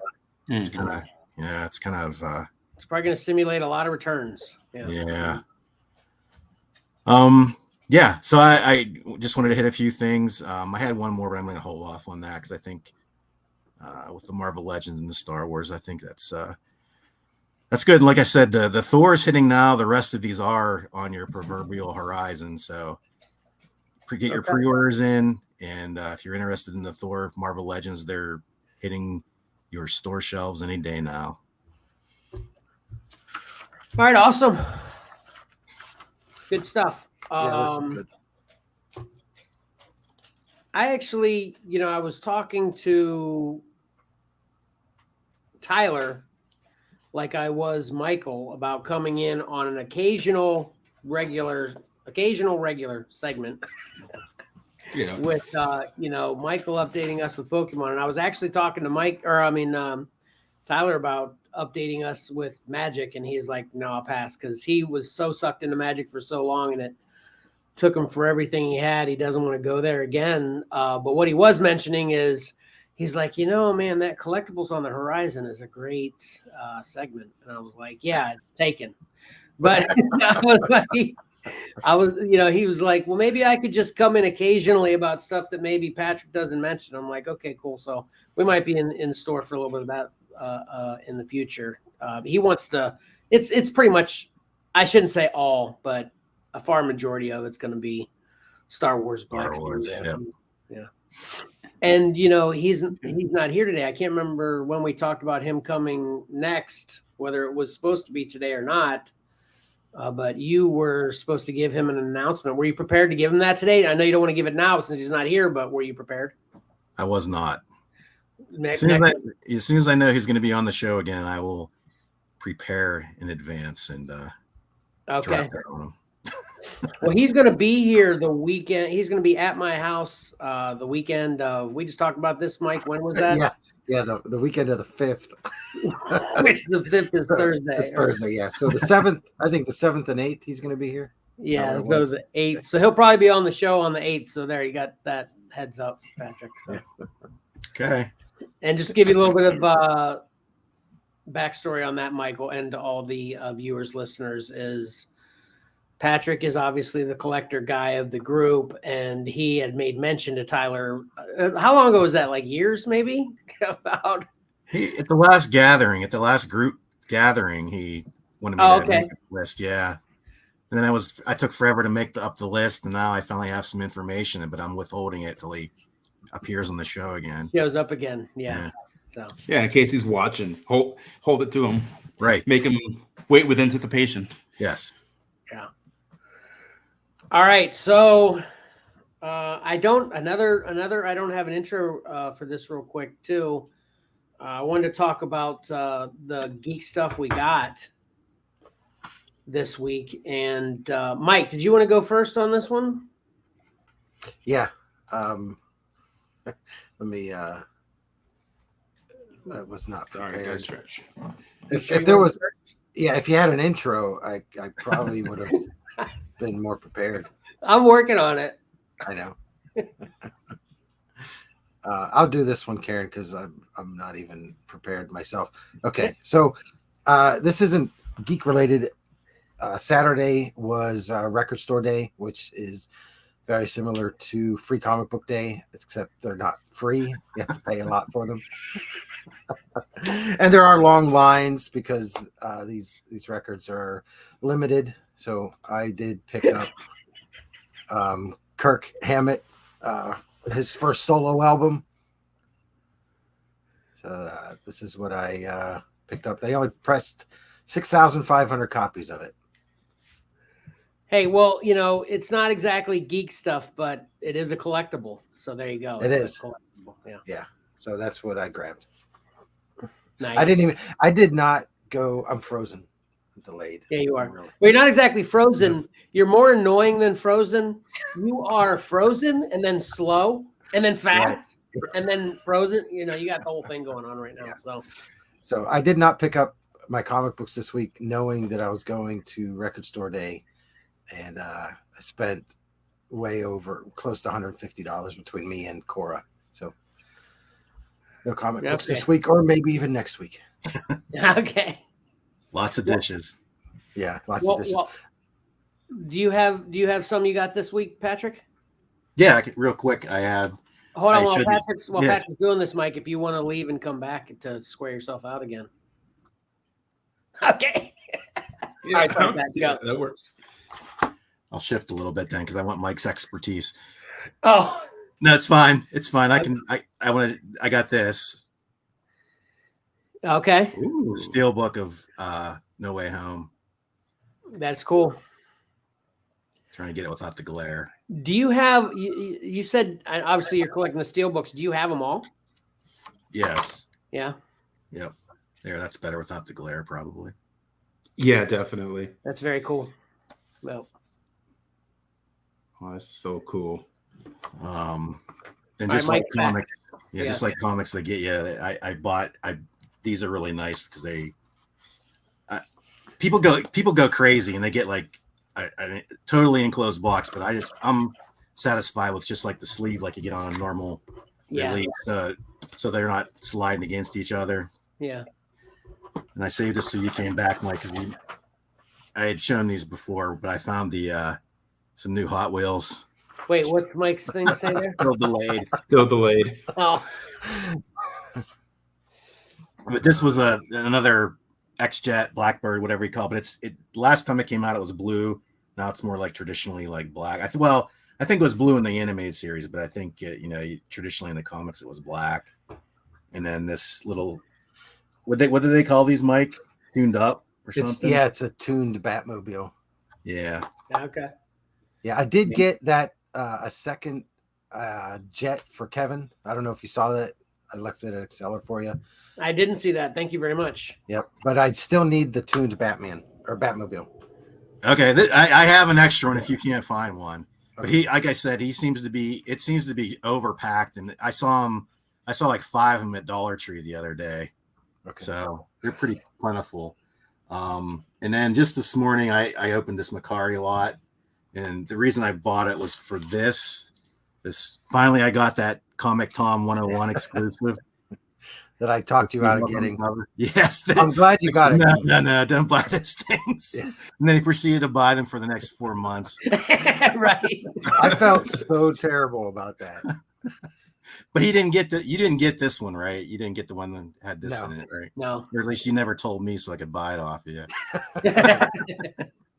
But this is by Sabine Rich. She's the artist, and I really like her. And you're gonna see it. I'll follow this up, and when I finally get my shipment from Unknown Comics because they had a deal, and she does a lot of exclusive covers for them, and I got a bunch of hers. I really like her. She's, I think she reminds me a lot of Jim Lee in a way, but and I was really surprised to get this cover in hand because you can't see it from pictures online. I'm sure you can't see it from my webcam, but these are all watercolors, or at least, oh wow, maybe she does digital shenanigans and it looks like watercolors, but you can see the texture of the paper, and the bleeding from the watercolors, and it's really nice effect in person.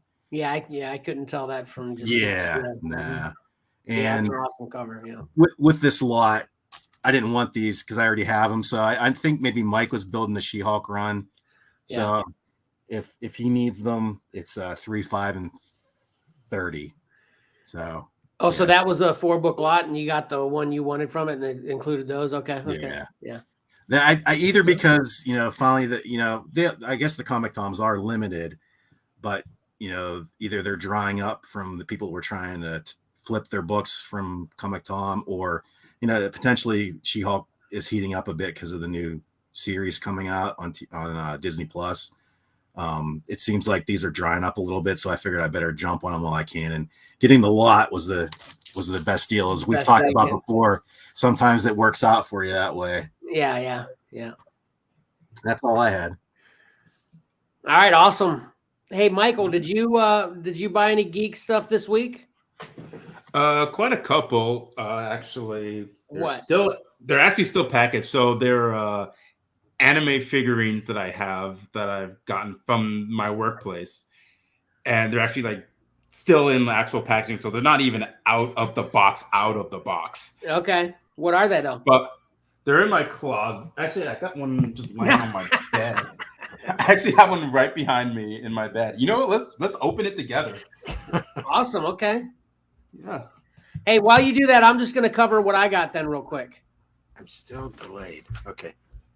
Yeah, you still got delay issues, but I think talk, Mike. Yeah. I've been in and out 3 or 4 times. Yeah. I missed Patrick's whole thing. Did you got that sensational She-Hulk? Yeah, I got some sensational issues that I said. I thought you were trying to build your series of sensational, maybe. Yeah. And I already have these, so if you need them, I got 3, 5, and 30. So, all right. You need them, Mike? I'm looking it up. Hey, it didn't look like you were delayed there. It looked like you were good. Using my CLZ app here. Nice. Okay, I need number 30. Okay, George. Oh, this is some nice ASMR. You hear that paper opening? Oh man. Hey, I forgot to tell you earlier. What? I'm so frozen. I forgot to tell you earlier, Michael, that anytime you think you're gonna be loud in any way, or you got something going on in the background, you want to just mute it, and then anytime. Oh yeah, then do it. Yeah. Yeah, that kind of. I didn't consider that. I didn't know how loud that thing was. I'm a major throat clear and obviously a vapor, so rather than everyone hearing that, I just keep muting every time I do it. So yeah. Anyway, let's see what you got. So I got the Demon Slayer Zenitsu SH figure art model. That is awesome. Thunder Breathings was called. Just pop this bad boy up. I'll probably just leave him in box for the time being. So and this is we just had. Huh? I was going to say, to give people a little bit of other background on you. You work at a store called The Guild. Yep.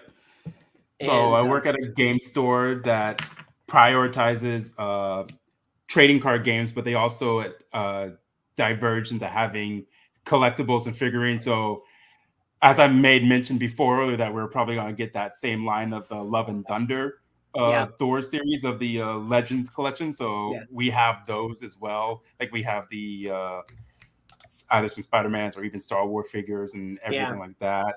Batman figurines that are like $700. Yeah, that's one of my favorite stores in the area for sure. Yeah, I love your store.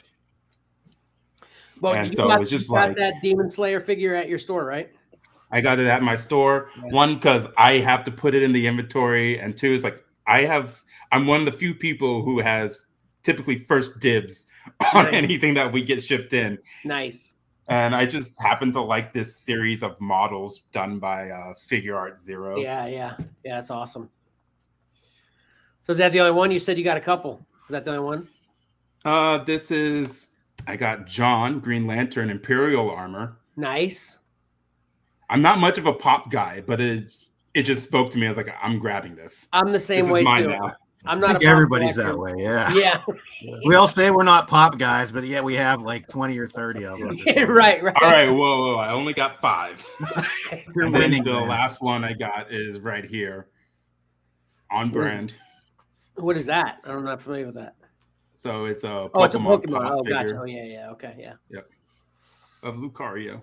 I actually have one Pokemon. I've got Mewtwo because he's my favorite Pokemon from when I actually paid attention back in the day. So, but yeah, I'm not a pop guy, but yeah, I'm more like what Patrick said. I've got like 25 of them at this point. But how many pops do you have, Mike? I would say about 12. Yeah, and you're not a pop guy. Yes, No, there you not go. at all. Not at all. All right, so what I got this week, some comics. Pop? You didn't get any pops this week? No, I didn't get any pops this week, but I did get some comics. I got these 3 that I've actually already have arrived. Venom, and it's an homage cover to Amazing 300, Savage #1, homage to Spider-Man #1, and then that's just a Spawn filler.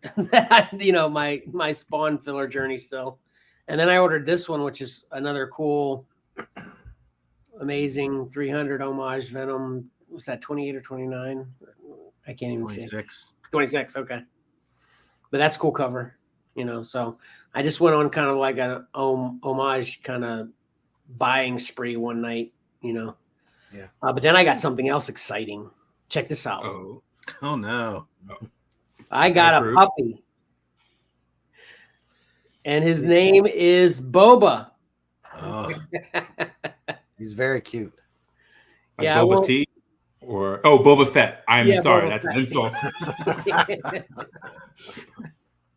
I'm in charge of naming our pets, but my wife is in charge of giving middle names to our pets. So his middle name is Lupin from Harry Potter. So Boba Lupin, and I'll have him mid-March. That'll be my second and final German Shepherd. So yeah, so that was big for me. So that's all I got, though. I won't be buying comics for a few weeks either because that was a little expensive. We'll see, All right, so I wanted to just talk about before we get into why Michael's been here, besides for being great up to this point. During the midweek crawl through, if anybody listened 2 weeks ago, I didn't do a midweek crawl through last week either. Kind of took the whole week off for Easter. Obviously didn't do the live stream, then I didn't do a midweek. But the one prior to that, we talked about the tabletop game Dread Pirate. This is actually a stock photo of what it looks like. And I actually have this edition, the bookshelf edition.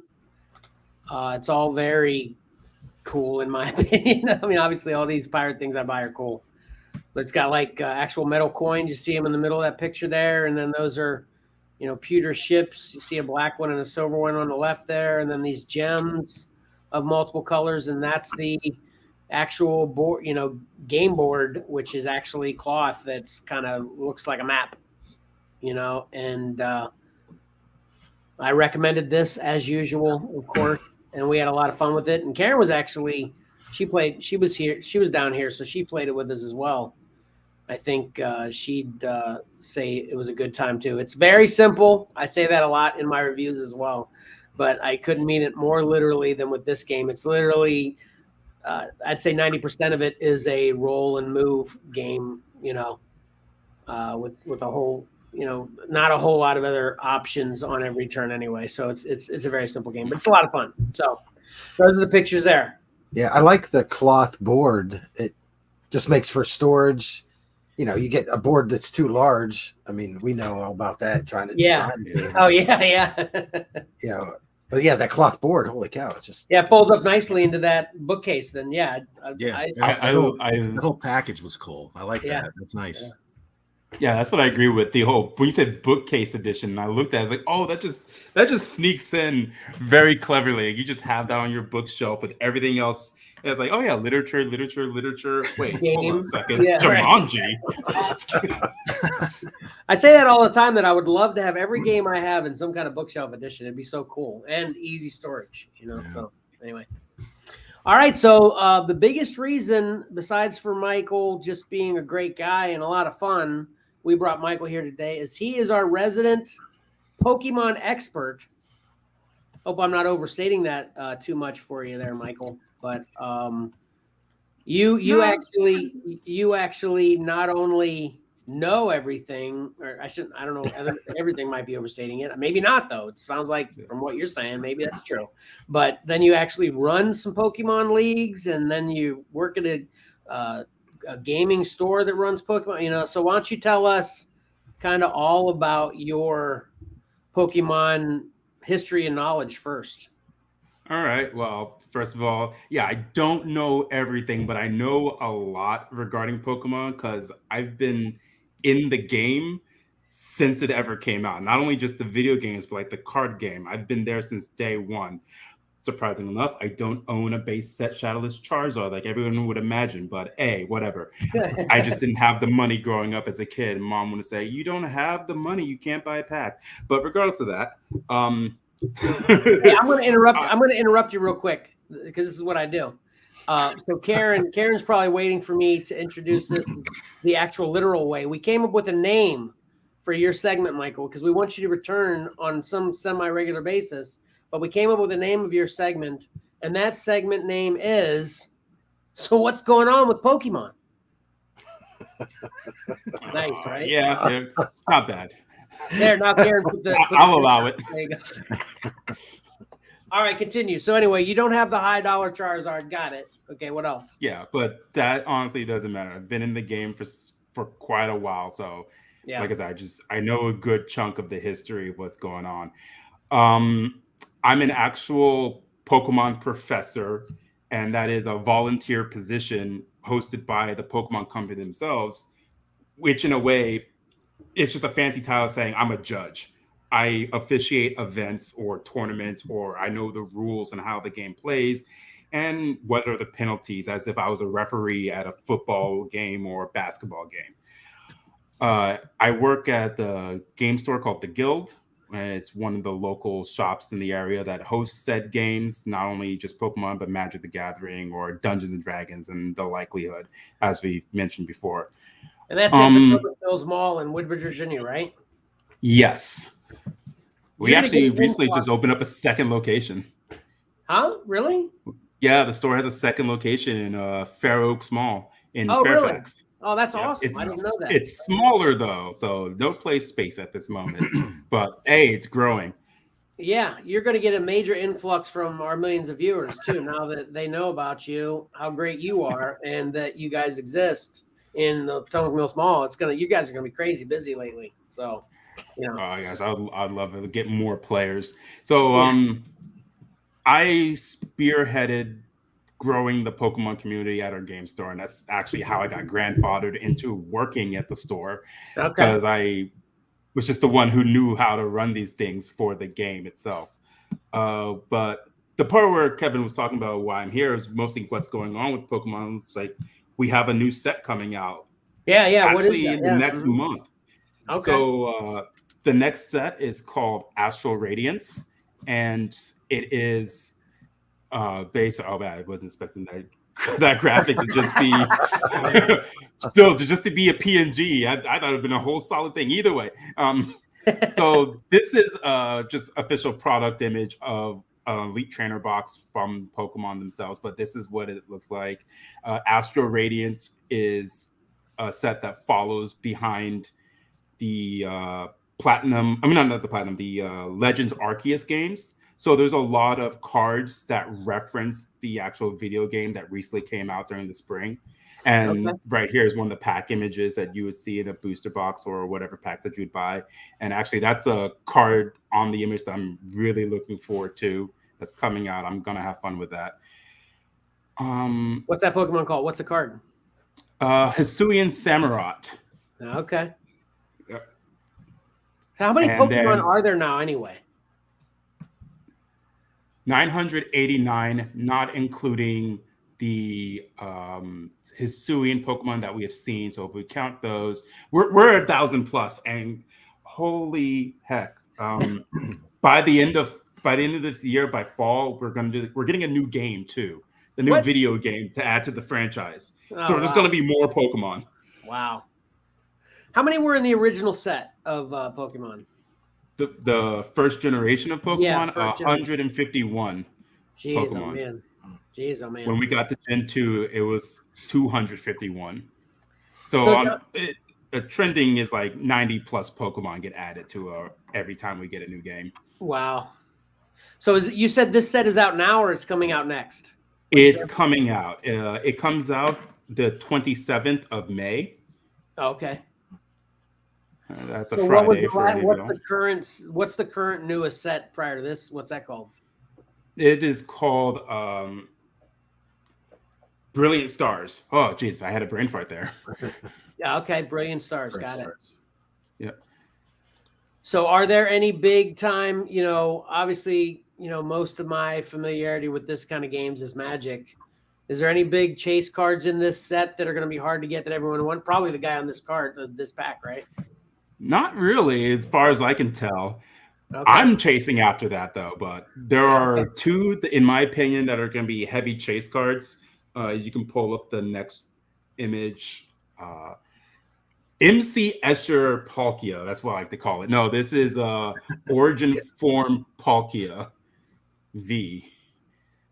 And it's just an alternate artwork card that's just going to be really hard to pull. This is the Japanese printing. We don't have the English version yet, but we know this is going to be in the set.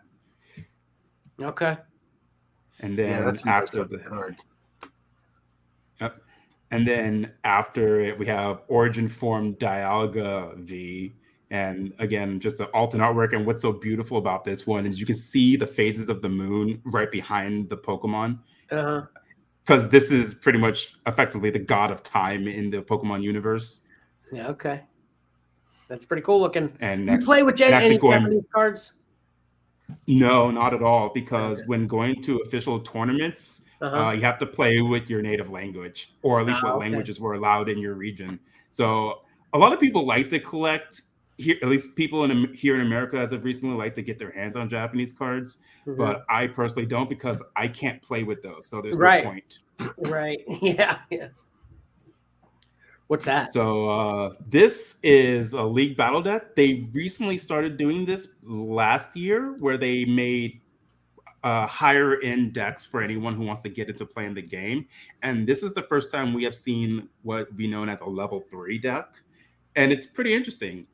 It's a full 60 card list, so you can just jump in and play the game. It gives you a rule book, but it gives you a lot of power behind it compared to, say, your regular starter deck that a 7-year-old would probably end up getting. And those things are terrible.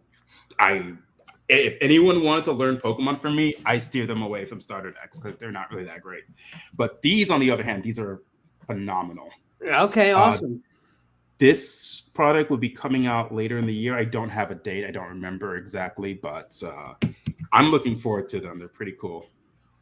So putting it again in my world that I'm familiar with Magic. So it's like the old Magic starter decks kind of suck, but then the Commander decks are pretty good. So this is kind of like that kind of better as far as that's do you know of Challenger decks? Yes. Yeah. This would be equivalent of a Challenger deck. Oh, okay, gotcha. Where it is a watered down version of a competent deck idea. There's a strategy, and you just kind of have to fill in the blanks here and there. So you could grab one of these and come in one of your tournaments and possibly get lucky enough to win with it, basically. Yes, I would actually endorse that. You still would need to improve it, but I endorse if anyone wants to jump into the game and start winning at their locals or coming to our store and playing and not wanting to cry because your deck's bad, I'd get one of these.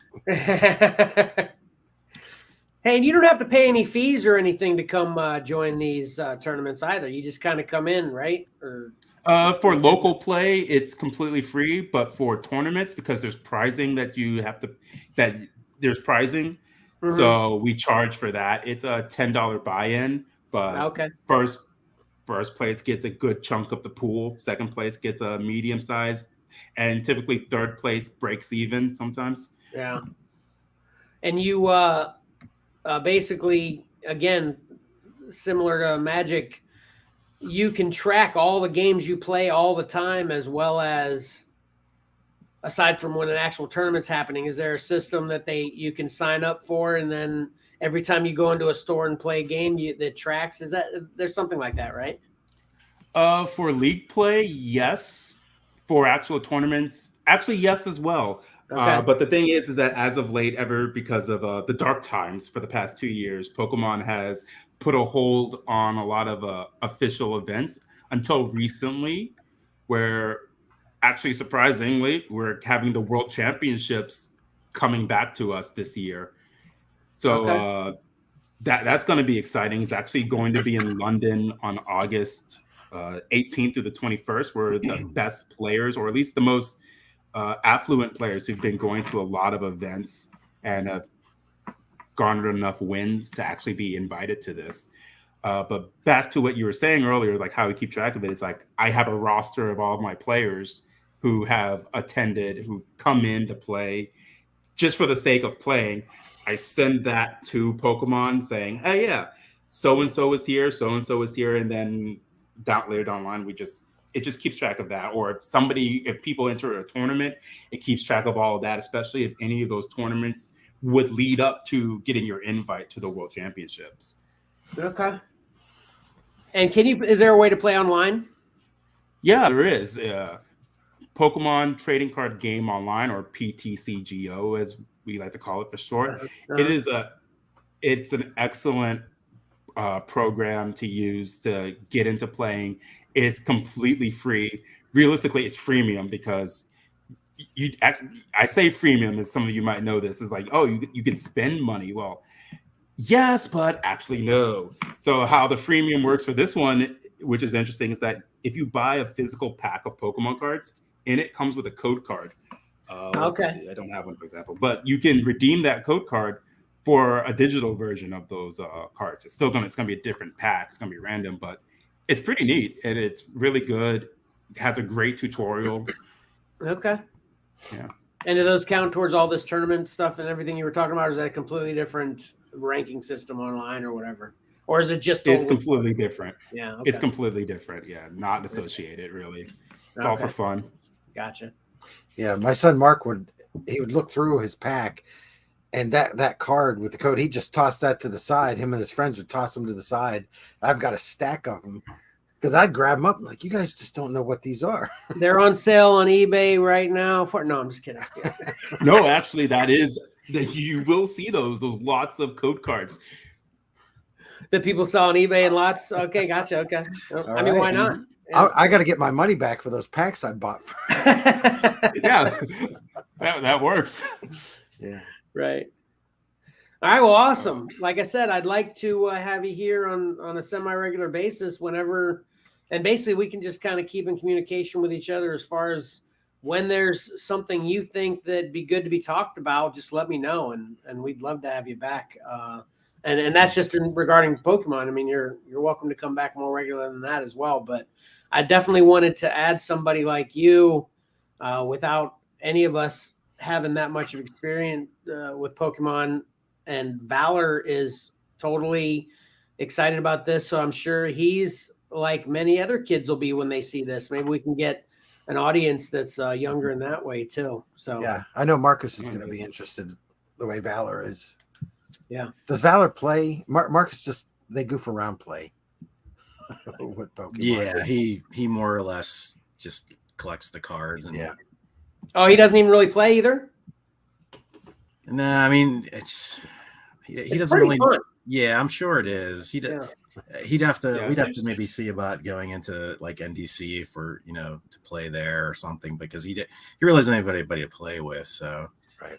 Well, there's nothing wrong with just collecting, because like anything else, especially like I'll use as an example, like say a sport, card games are in the same vein, where you have to have the interest to actually want to play it, and then there's the monetary, which is like you got to spend money on it to play most of this game. Yeah. But then the real hurdle, honestly, out of everything else, is just, do you have anyone else to play with?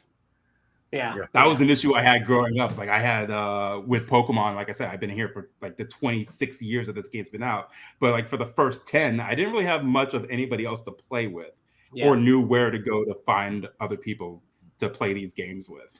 Yeah. Yeah, that's definitely the come to the guild. Yeah. there I go shilling. Quick question for you, Michael. Yeah. Do you have an idea how far ahead are the Japanese releases compared to the American? Or have they kind of consolidated where they're developing them all at the same time and they kind of get the same date of release, or are we still always behind the Japanese release? We are always behind the Japanese release. We already know 7 cards from the next set that's coming out in fall. So we're typically 3-4 months behind. Wow. But when it comes to the American releases, all what we have been behind on gets shrunk down into one product.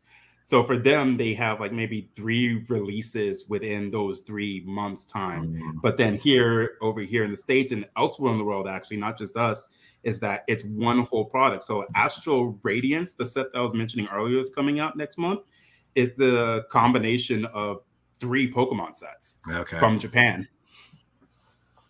Oh, wow. And how do they pick? What do they include with that? Is it just what ends up being the most popular in Japan? Then they kind of decide, okay, we'll include those, or how they kind of do that? No, they just jam them together, but they do cut a couple cards for the sake of space. Oh, okay. Or not only just space, but also they make more product out of it. So some cards are left out and are turned into a different item that can be bought separately. Okay. Hey, I wanted to let you mention too, because and this may be a little bit something I shouldn't or don't need to mention because you're not doing it anymore. But I remember when we were around each other regularly, you were making the play mats. You still making play mats? I haven't made any newer playmats. I still have a good stockpile. Actually, I can grab one real quick. I'm using one as my mouse pad, but it's like I'd have to move my whole setup. But I have one to the side. Okay, let's see one. Yeah. Or a couple if you got it.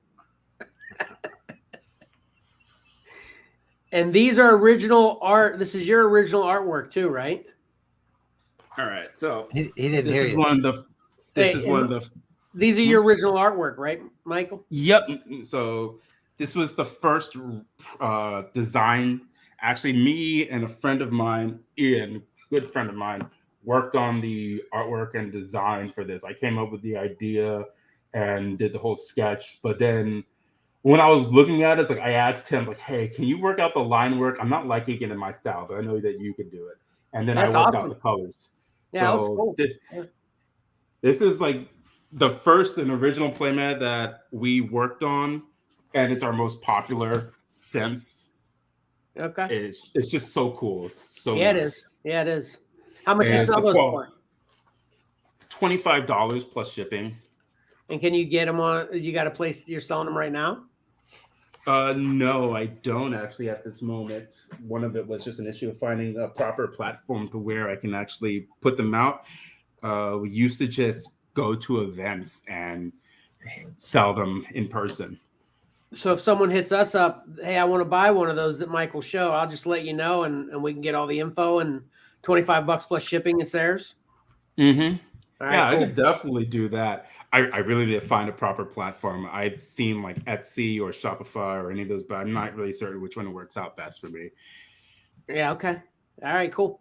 Well, maybe we can help out a little bit with that. If you got some back stock you're looking to unload, maybe we can help out with that a little bit. So.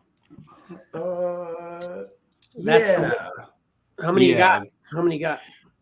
I actually recently made a reorder for them because they were actually out of stock for a couple of years now since we last made this one. So I have 100 minus whatever I've already sold. I didn't keep track of how many have already gone, but I know I ordered a new batch of 100 because I know how popular this was.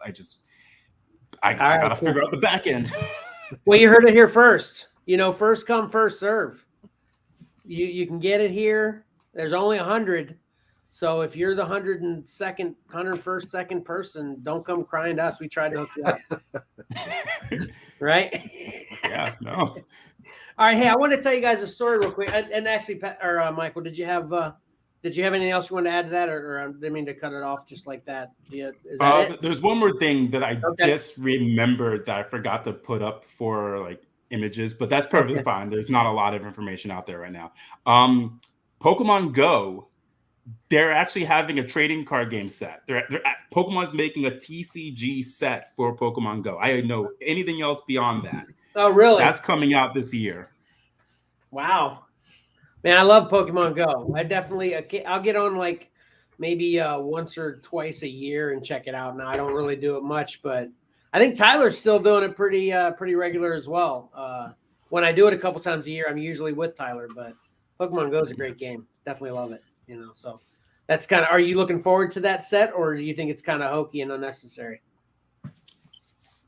Both, because a lot of times special edition sets like those that we've seen in the past, even like the recent coveted Shining Fates or even Hidden Fates, they're cards that exist. I'll find out when I read what they do. If they do anything good, then I'll be excited. If not, then they're just collectibles.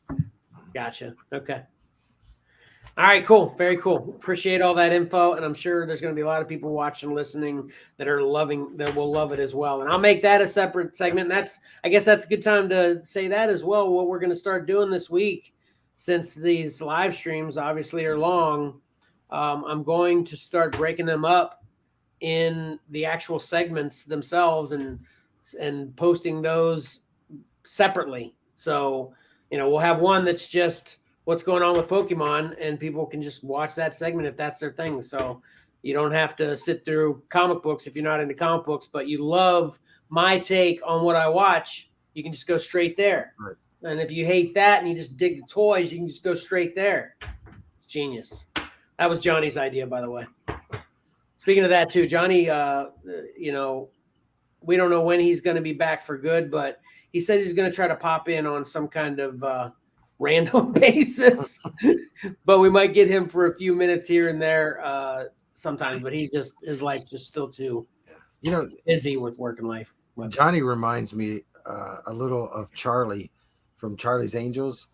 You know, he never got to see Charlie, but everybody talked about him. Everybody talked about him. Yeah. I mean, I'm not saying we're Johnny's Angels. That's going too far. That's what he's going to say from now on, though. Good job, Mike. Hey, but the funny story I wanted to say too is, you know, I've got my handy note cards I've been working on, you know, and I've been fine tuning and tweaking my note card system. But you know what I did fail to do prior to the show? Put them in order. Oh, right. So I totally skipped over our review, which I actually have an intro for. So with all that being said, and adding into the train wreck, I guess we'll just move into...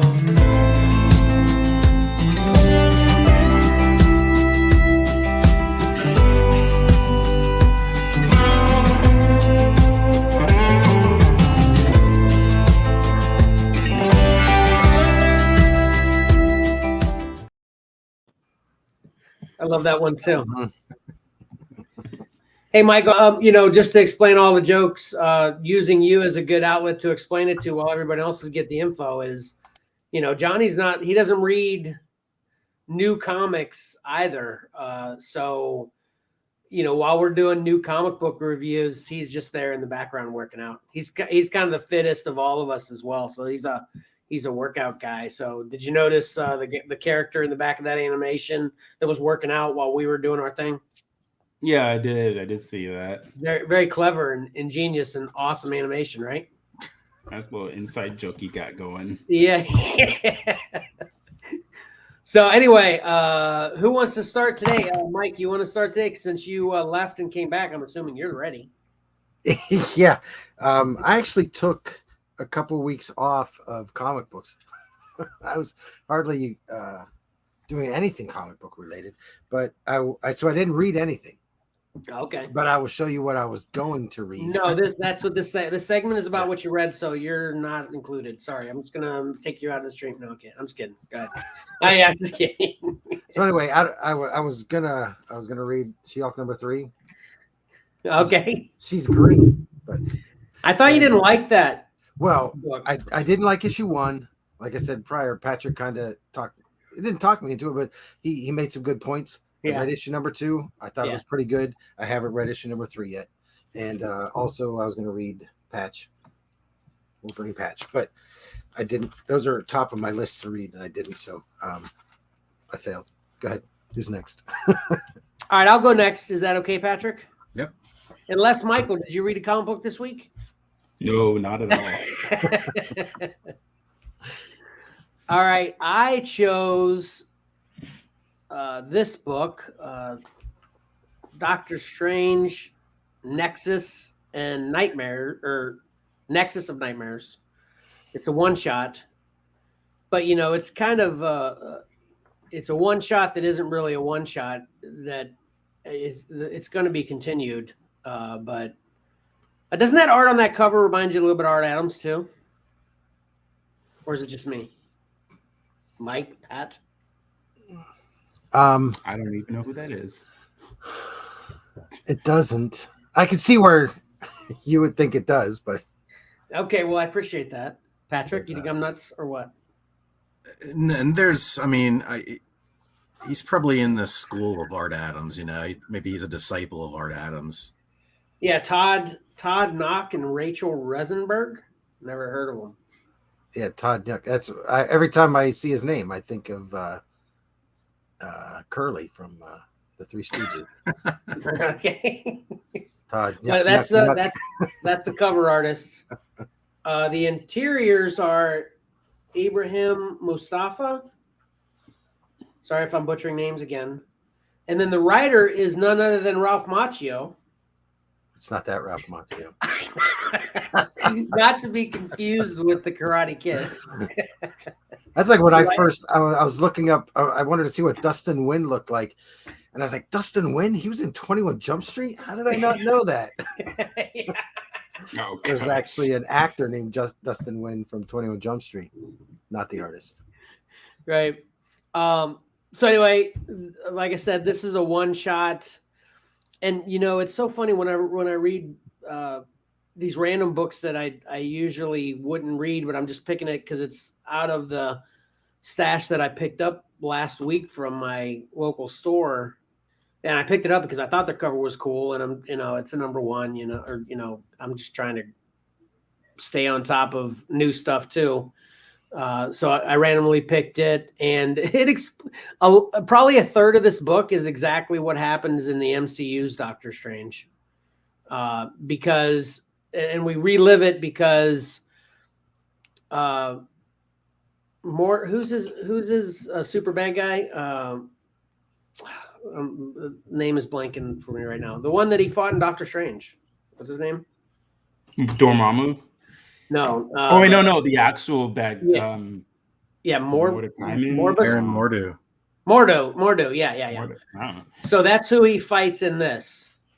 And basically, Mordo's trying to get Nightmare to come into this realm, and he steals Darkhold from Doctor Strange to use Darkhold to bring Nightmare into this realm and basically take over the world. And the way he did it is of course Doctor Strange is aware of everything that's going on, so Nightmare kind of gets into Doctor Strange's dreams and makes him feel like a horrible person, which weakens him enough to then let Mordo kind of sneak in and steal the book while Doctor Strange is weakened from his own lack of self-confidence is kind of the thing. And that's what I was saying. A third of it's just the movie is he literally, maybe not a third, like for 4 or 5 pages,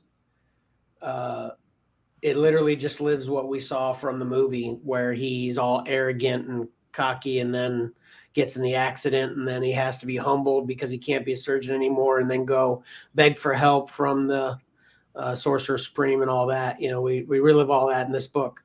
So it's not bad, but like I said, a lot of it was rehashed, and then I'm just not a big Doctor Strange fan, which might seem crazy to a lot of people, but not a huge Doctor Strange fan. But this was okay, so I say get it. It's not a must-have by any stretch, in my opinion. And if you're not really a Doctor Strange fan either, maybe kind of pass on it completely. But it wasn't bad. It just wasn't great, So that's mine in a nutshell. Patrick, if you want to talk about yours, then. Okay. Since Patrick's talking, Karen can take control of now. I'll just sit here and stop touching buttons. I read Snow Angels Volume 1. I'm getting ready to touch a button, though. Hold on a second. Let me touch this button. There it is right there. Okay, so by Jeff Lemire and Jock. I think, Mike and I are both fans of Jeff Lemire, and I think Mike might be a little bit bigger fan of Jock. I think he's a very good artist. There was some instances in this book where, I would like to think at the age I'm at and have been reading comics all my life where I shouldn't have to look at a panel 5 different ways to try to figure out what's actually going on in a panel. And there were a couple instances in this book of that, but that happens. But basically the story is, you're basically kind of thrown in a world where there's a father and his 2 daughters. And we've talked about this before where, there's probably not much better setting than a snowy backdrop or a icy barren wasteland. It's always a good environment for a story, especially in comic form. But these 3 people you're introduced to live by 3 rules. You must never leave the trench. The trench provides, and the trench is endless. So basically, it's this big, think Death Star trench that goes on forever, but it's made of ice. They live there. They hunt there. They must stay in that trench according to these rules that they've set for themselves. And I guess there wouldn't be a story if some of these rules weren't broken. So that's kind of what happens. You follow this family. You try to piece together why they're there, why they follow these rules, what happens if they break these rules. Sort of a suspense thriller. But this was initially, I should back up a little bit. It was initially released as an exclusive for Amazon's Comixology, which is their digital platform, and Dark Horse collected the first 4 or 5 issues as this first trade paperback. And I think actually I was kind of upset to find out that I missed ordering the second volume, so I'm gonna have to track that down because I think it should be coming out soon. But yeah, so they're digital release first, but then Dark Horses collect them in trade paperback form. Sure. I'm gonna say it's a get it for me, but I kind of have to see where the story goes. I think it's only the 2 collections as far as I know, the volume 1 and volume 2. I don't know if it goes past that because I'm not following it digitally. But yeah, for the setting, the storytelling, the art, which, even though I have nitpicks, I think he's a great artist. And, you're kind of dealing with a limited color palette here. You're basically in a white wasteland, but his painting technique here, adding in, obviously some red, no spoilers. It all pulls things together and makes for a good read and an exciting sort of suspenseful read. So yeah, I'm definitely on board as I get it. Looking forward. I mean, I have to get the second volume and to see what happens. So that's right there. It's a get it for me. But we'll see how it all pans out in the end. And I don't know, Mike, have you read this yet? I haven't read it yet. It's on my nightstand. Yeah. Yep. But I was able to order the second one. It's one of those things, I always sort of grind my gears a little bit where, I'm guessing Dark Horse spotlighted this first volume, and then maybe it was further back in the solicitations when they had volume 2. So I just totally glossed over it. It's one of those deals. Yeah. So. Okay. Yeah. And I think you're right. I think it is only the 2 volumes. Okay. But I think I've done a comparison because Jeff Lemire had shared some of his sketches for the characters. Yeah. And then you compare them to what Jock actually did for the book. And I like Jeff Lemire's artwork, but I love I love Jock's. Right. Yeah. So yeah, I'm glad to hear that it's worth reading. Oh, for sure. It sounds pretty cool. That's for sure. And like Patrick said, that setting, I think Kevin and I are on the same page there. If we see snow on a movie poster or a book, it's like, oh yeah, that's a must. Yeah. What is the bad guys? Is it creatures, monsters, other people? What's the problem? They call him the Snowman or the Snowman. And is this man a monster or a person they just named? Unknown. To you, or you just don't want to tell me? You get perhaps some vague hints of who it could possibly be, but it has not been revealed as far as volume 1 goes. Okay, gotcha. Okay. Is he Sean Connery's the last of the Snowman from Courage the Cowardly Dog? As far as I know, he is not. Okay. I'm the last of the Snowman. No, but that's a pretty interesting setup from what you've described it. And creature entity or creature known as the Snowman being as vague but still same generic, that is open-ended for just any form of terror. I can only imagine. Sounds pretty interesting, right, Michael? Is that going to be your first comic book? Is that what you're saying?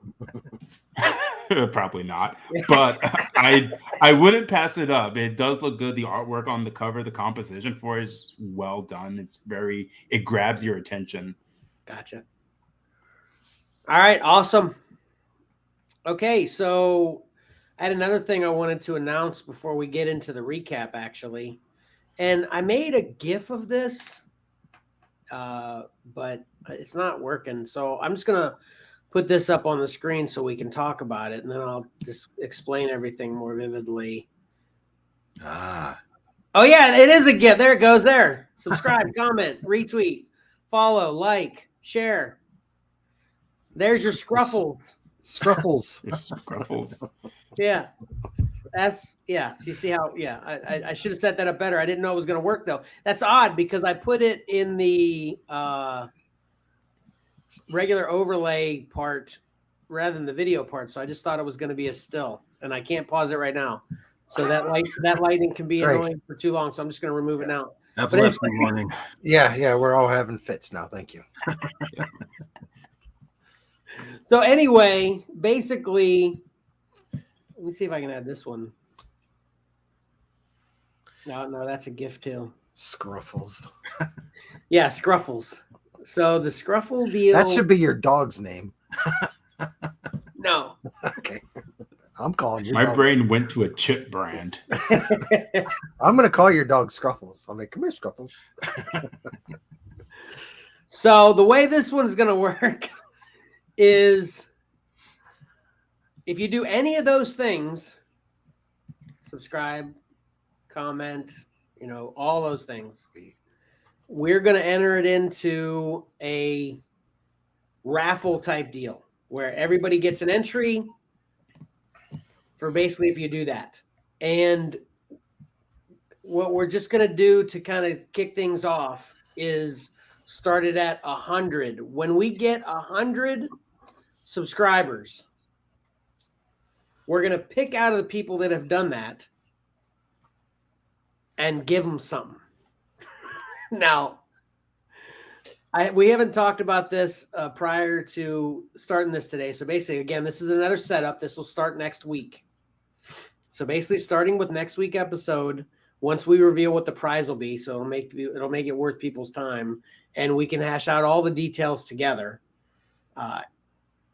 That's how it's going to work. And then once we reach 100 subscribers, then we'll do it at 200, 300, and then if we keep, if things get too out of hand, then we'll move it to thousands. And of course, the more subscribers it becomes, the higher value the prizes will be. So what do we got now? We got the Fun Fan Freebie, which encourages people to consume our content. We've got the Profits, which encourages people to participate in our live stream. And now we got the Scruffles Goals giveaway, which encourages people to help us grow in our endeavors. So there you go. What do you think?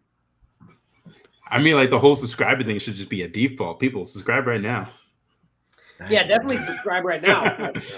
But no, that sounds fun, actually. Just having stretch goals for once you reach a threshold, and then it just snowballs into something greater as the audience grows as well. Awesome, Michael. That was awesome. What do you think, Patrick? Yeah, sounds good. Keep it going. Patrick's like, we can't even give away a CGC Star Wars book, and you're talking about 100 subscribers. No, it'll happen. Yeah, it will. It will. Mike, you like it? I do like it. And you like us having, for a dog's thing. That's what I was going to like it. Yeah, I was going to say, you like just having another word for me to say that's laughable during the show, basically. Yeah. So. All right, so I think that's all we got. So, who kept track of recap information? I got a couple. I have one, and it just came to me right now. All right, who wants to go? Mike or Patrick? You want to go first? Yeah, Patrick. Electricity is unpredictable. True. That's very true. Yeah. Yep. I'm not even having a storm or anything here either. I don't know what happened. I mean, car must have wrecked into an electrical pole or something.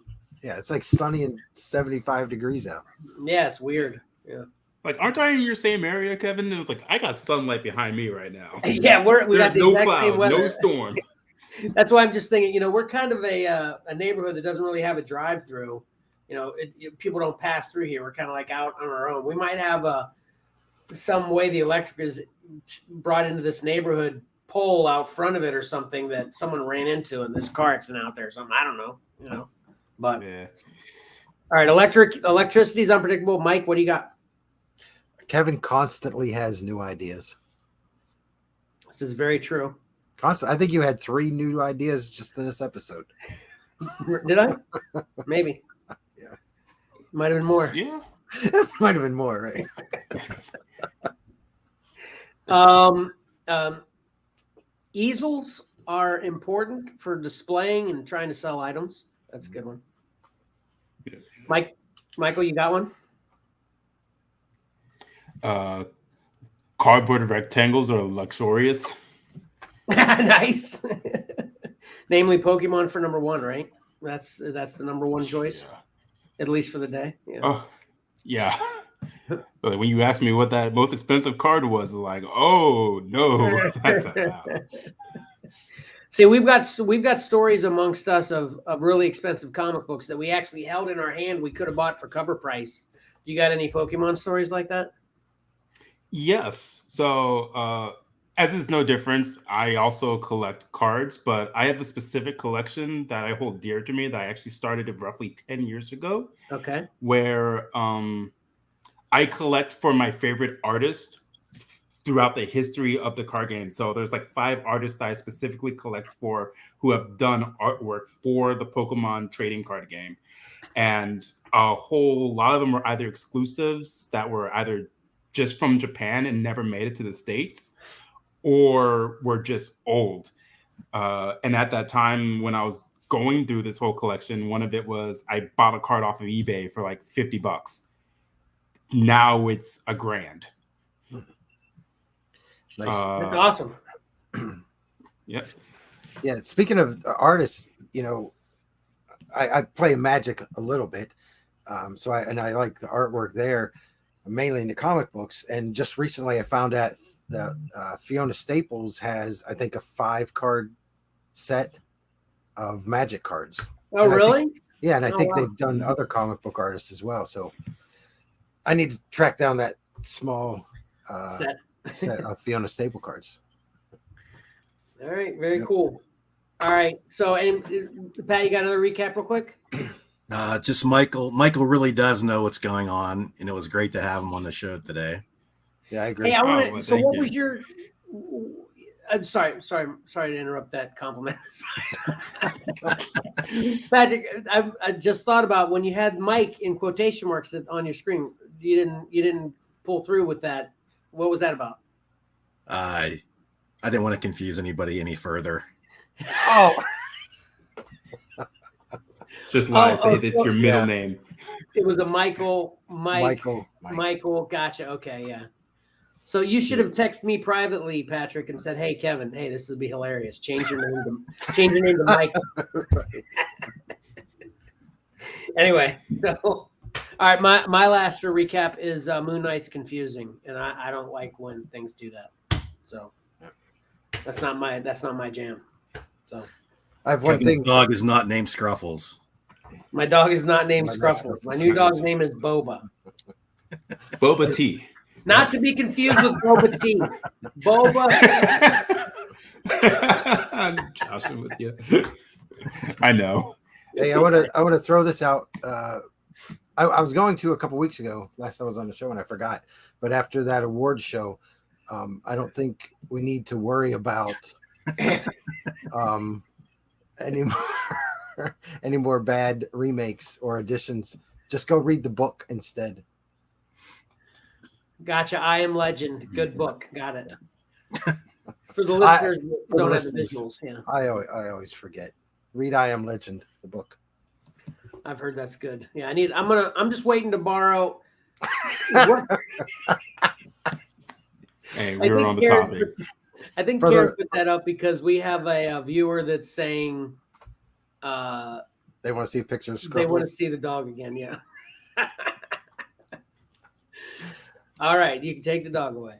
All righty, let's take the dog. Okay, there we go. Someone else is asking about the unique topic of the week too, and I figure since we went over 2 hours and 40 minutes already, we'll save the unique topic of the week for next week. Sorry for everybody and anybody who tuned in just for that unique topic this week. We're gonna do it next week, but it's basically we're gonna chime in on our opinions of variant covers and the pluses and minus, pros and cons, all that. For that, we'll just save that till next week, so we don't keep going forever. So, just a few reminders. Please. Oh, and we'll add a new trivia question that'll be attached to the Fun Fan freebie. Since we changed the first word, we changed the phrase in general, gave the new first word. There'll also be a new trivia question for you to increase the value of the Geek collectible as well. So don't forget to take the poll and answer the trivia question through the Spotify app. Scruffles. Subscribe, comment, retweet, follow, like, and share all of our content. And check out what we offer on Exceller_comics on eBay and our website, excellercomics.com. And we're on Facebook, Instagram, Twitter, and YouTube. We do a live stream every week that we don't have a holiday, but we always give you a heads up on that. Around 1 p.m.-ish Sundays. Then I do a edited version of that live stream and post it as a podcast no later than Tuesday following that Sunday. And then we do a midweek crawl through on Thursdays, posted no later than Friday, just a podcast. And then the Sunday short show will be returning possibly this evening, still being Sunday, or then it wouldn't be until next Sunday. Yeah, So I'll try to do it tonight. check I that got out, Matt. everything set up. And now the Sunday Short Show has dual meanings. You're not only highlighting what we're going to put on eBay, but you can actually buy it during the Sunday Short Show, right? Yeah. And then lastly, it's also going to give you a precursor to the 10 covers we're going to be picking from for the Profits. Right. New And that'll start next week. That starts next week. Yeah. Right. Mm-hmm. Yep. So. Yes. All right. Anything else from anyone? No, I'm ready to go. No. All right. Thanks again for coming, Michael. Yeah. Thanks for having me. Yeah, this was fun. Didn't even notice how I'm looking at the timestamps. Like, oh wow, this did go long. But you know, this was all fun. Yeah, I just looked at that when I was talking about it too, and I shocked myself a little bit. But anyway, okay, so that'll do it then. And don't forget, appreciating great art is awesome, and reading a great story is a lot of fun. So why not pick up a comic book and do both? Exceller out.